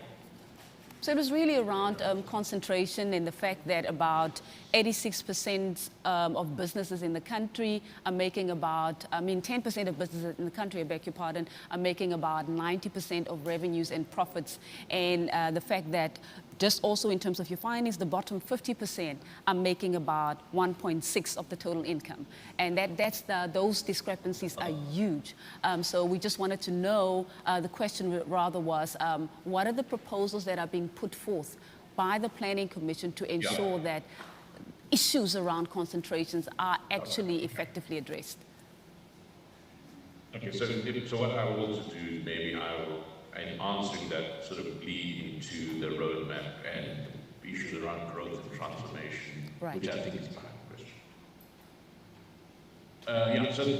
Thank you very much for that question, because I think the issue of concentration is a very important question, both from a transformation point of view, but also from an economic growth view.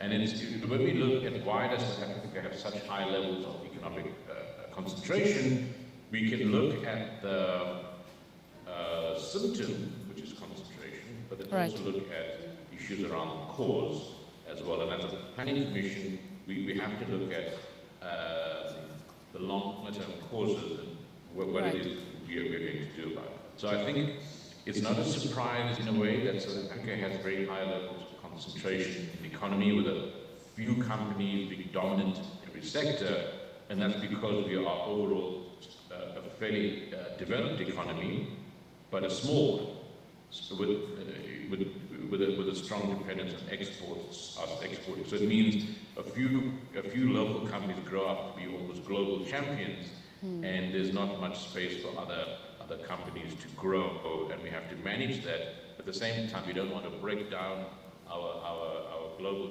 champion companies, but we have to bring up the smaller companies. It takes us to the issue of structurally what is our long-term game as a country, and that's where we have a sort of economy roadmap for the country. And the core thing is we have to promote higher levels of economic growth so that there's more space for smaller companies to come in and also enjoy part of that growth and then themselves to become champions. And we have to, while we do that, find ways to channel resources and capacity and support to new players so they can also come up and take advantage of these opportunities, bearing in mind they have to be competitive. So the government can't really spoon-feed new companies which have to survive also in difficult global conditions. So I think that's the challenge. So there were, as I said, there were 10 things that we identified in the roadmap, and maybe I'll just talk to a few of them that are all important and sort of integrated. So the first is really around the important role of state infrastructure. And we looked at two things there that are important in the roadmap. The one is about that we really need to reduce load shedding because extended load shedding now brings down economic growth by about 2.5%. So it's a lot of jobs and opportunities lost. And what we're looking at is the restructuring, long-term restructuring of Eskom, and bringing in private sector role players, but also increasing the amount of renewables, so we have more climate change resistant in terms of carbon-based adjustments and taxes and so on. So that's the first thing about electricity and load shedding. The second is even if you produce stuff, because load shedding is reduced, we have to make big changes to improve the rail and port infrastructure so we can get our goods out of the country because we are heavily dependent on exports as a country. So we can't export. We don't have the rail port infrastructure. It means we really lose billions of rands, which can go to new companies. The third thing is again linking into the opportunities of the country is that we have a number of sectors that we can grow. So apart from tourism, South Africa is well placed in financial services, digital services. We have huge opportunities in IT and business, global business services. Just given where we sit in the world, between the West and the East, we're in the right time zone, we have a young population, so we really need to build up on those sectors and then in that way find opportunities for new companies to be part of these growing industries. So that really also deals with your original question about concentration and transformation. We think, fourthly, we are very unkind to small businesses. We are absolutely, and part of that is regulation and the funding. We have talking about funding, Mr. Naidoo, talking about funding, just a quick one. One of your key findings as well was in relation to concentration is also high levels of concentration in the finance sector. Talk to us about what proposals you're making, because obviously access, if we're talking about emerging businesses, emerging SMMEs, they cannot start without access to resources. So talk to us about how do you then ensure through your proposals that through legislation, of course, that you enable some, amendments that will be able to make access easier, especially for finances and for emerging businesses to be able to start. Talk to us about that, please. Yeah. So first let me say, not everything that is big in a small, not all big fish in a small pond are bad things. Sometimes you want some big fish if you're in a small pond, because that's the only way you're going to survive when you get into the ocean. So our banks may be big in South Africa for us, but globally they're not big.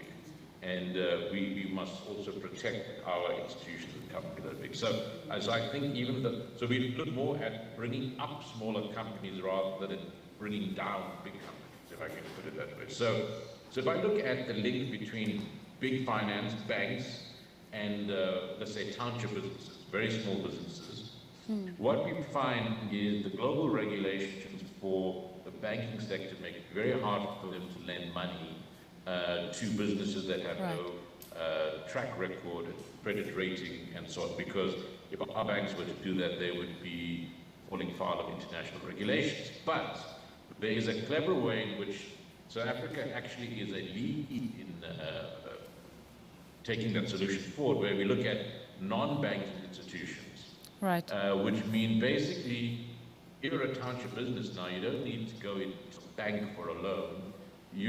Because you are using a phone to do a lot of your transactions, people do a lot of buying and selling, and you have all these apps now.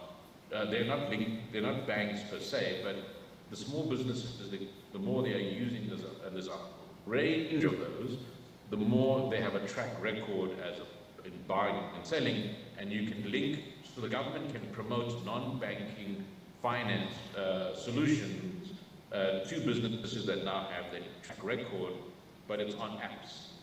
So I think we are looking at not disrupting the banking sector by making it into something that's hard to do from a regulatory point of view, but really building up the non-banking sector. So that's in terms of SMEs.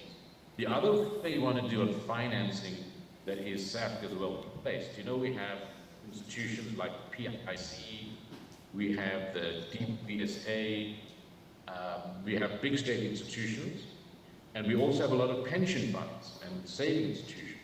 So we're looking at, South Africa needs to really build its infrastructure, digital infrastructure, water infrastructure, just like we did with renewable energy. There is a way to maybe think about, and that's one of the things we put in our call for action as a planning commission, really mobilize very large infrastructure funds that can support these investment programs, so partnership with the government and the private sector, Of course, you can't compel people's pension funds to invest in things that are not a good deal. The government can make it very attractive to these funds, because these are your pension funds and my pension funds, to join in a way that the fact that we have a huge need for electricity and water and so on, those are massive investment opportunities. Absolutely. So we can turn some of our infrastructure backlogs into huge investment opportunities. And of course, you know, when you build infrastructure, you're also creating jobs. So we're looking at, let's turn some of our problems into solutions and opportunities. So right. that's, and then you need a strong financial sector to work with the government. Just a follow-up question on that, the non-banking financing proposals that you're making. Will the same set of criteria that, as what you've spoken to earlier, what is governing the same set of criteria that governs how the mainstream banks are currently lending, will you then look at making proposals that will to develop a different set of criteria for lending? Because obviously the criteria for the mainstream banking is actually very stringent, and that's the reason why many of these emerging SMMEs do not actually qualify. So then what are your ideas around the set of criteria for accessibility, to advance accessibility in particular? Yes, so the funding, so if you were a township business or a very small business and you don't have a track record, you would normally not qualify for a normal bank loan. Right. So it would then have to be a different banking or different finance set of rules for you, which say, okay, you don't have to fill in all the same forms because we can see you online. B, we'd have to have a different way to finance your contract that you've now got with a government department or with Coca-Cola or something. So rules, and then you would also repay it in a different way. So there have to be a different set of rules for financing institutions that are supporting small businesses. But it will be possible to do this because there won't be banks. So they'll have to have their own set of regulations that will apply. And it also gives government a chance to come in and say, look, for these businesses, we will give you, we'll mix in some government grants or other ways to make it less risky for whoever's financing. So it gives you a really good opportunity to create something quite revolutionary. And South Africa, in that regard, let me just say again, we have developed some of those non-banking technology projects, so fintech project structures, which are in fact some of the best in the world. Right. Now we just need to massify those. So we have a lot going for us if we just pick those winners and just invest in them. Okay. In conclusion, talk to us quickly about how does the Planning Commission ensure that there is alignment between the plans that have been put in place for implementation and the budget. We are, of course, waiting for the minister to table the adjustment budget later this afternoon. Talk to us about, even, for example, with the adjustment budget, is there a process in place to ensure that there is alignment, to ensure that as we are pathfinding, as we are, correcting our posture and our trajectory so that we can accelerate the implementation, that you're continuously also ensuring that where we are putting our money and our financial resources that are at our disposal, that we are doing that in alignment to the priorities that will accelerate transformation? Yeah, so that's another good question, because obviously a plan is a plan until you actually put it into practice. So we, as a Planning Commission, are very keen that there is legislation in place that gives us more ability to review what the government departments are putting into their five-year plans. Yes. That is still in the works, and I think if that happens, that'll help in terms of bringing the alignment or the gap down between the plan and implementation. What we also do, nonetheless, proactively, is the Planning Commission has a lot of engagement with the National Treasury, and in the presidency, there's a very good team called Operation, which is your turnaround delivery team that helps departments.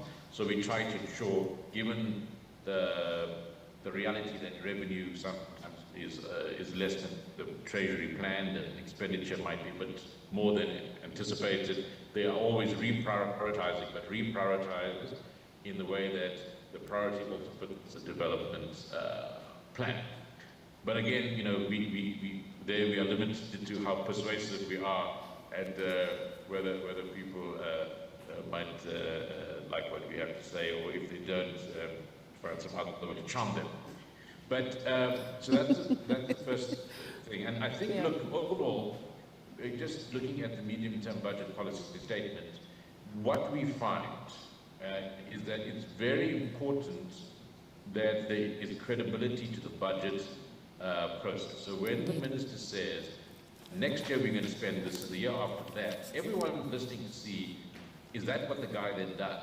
Because you can't make huge changes without good reason. Otherwise, people think you're very unpredictable. Yeah. You know, government is meant to be boring. And boring is good because the excitement is from the investors and the private sector. If government is too exciting and unpredictable, then people are like, you know what? I don't know what they're going to do. I'm going to keep my money because I don't want surprise. So the role of the Minister of Finance is to be as unexciting as possible and to say something and stick to it. And if you fall behind in terms of revenue, you have to think about how will you keep the priorities but make certain adjustments. So I think everyone is watching to see what priorities will still be maintained and how you juggle it. But, you know, like I say, it's important from a national development plan point of view that there's credibility and predictability in the budget process. Fantastic. Thank you very much for your time, Mr. Naidu. That was, of course, the chairperson of the Economy Workstream at the National Planning Commission, who was just sharing insights in terms of their findings from the recently released NDP review report. That is where we have to leave it for now. Let's take a look at the short clip on the budget process.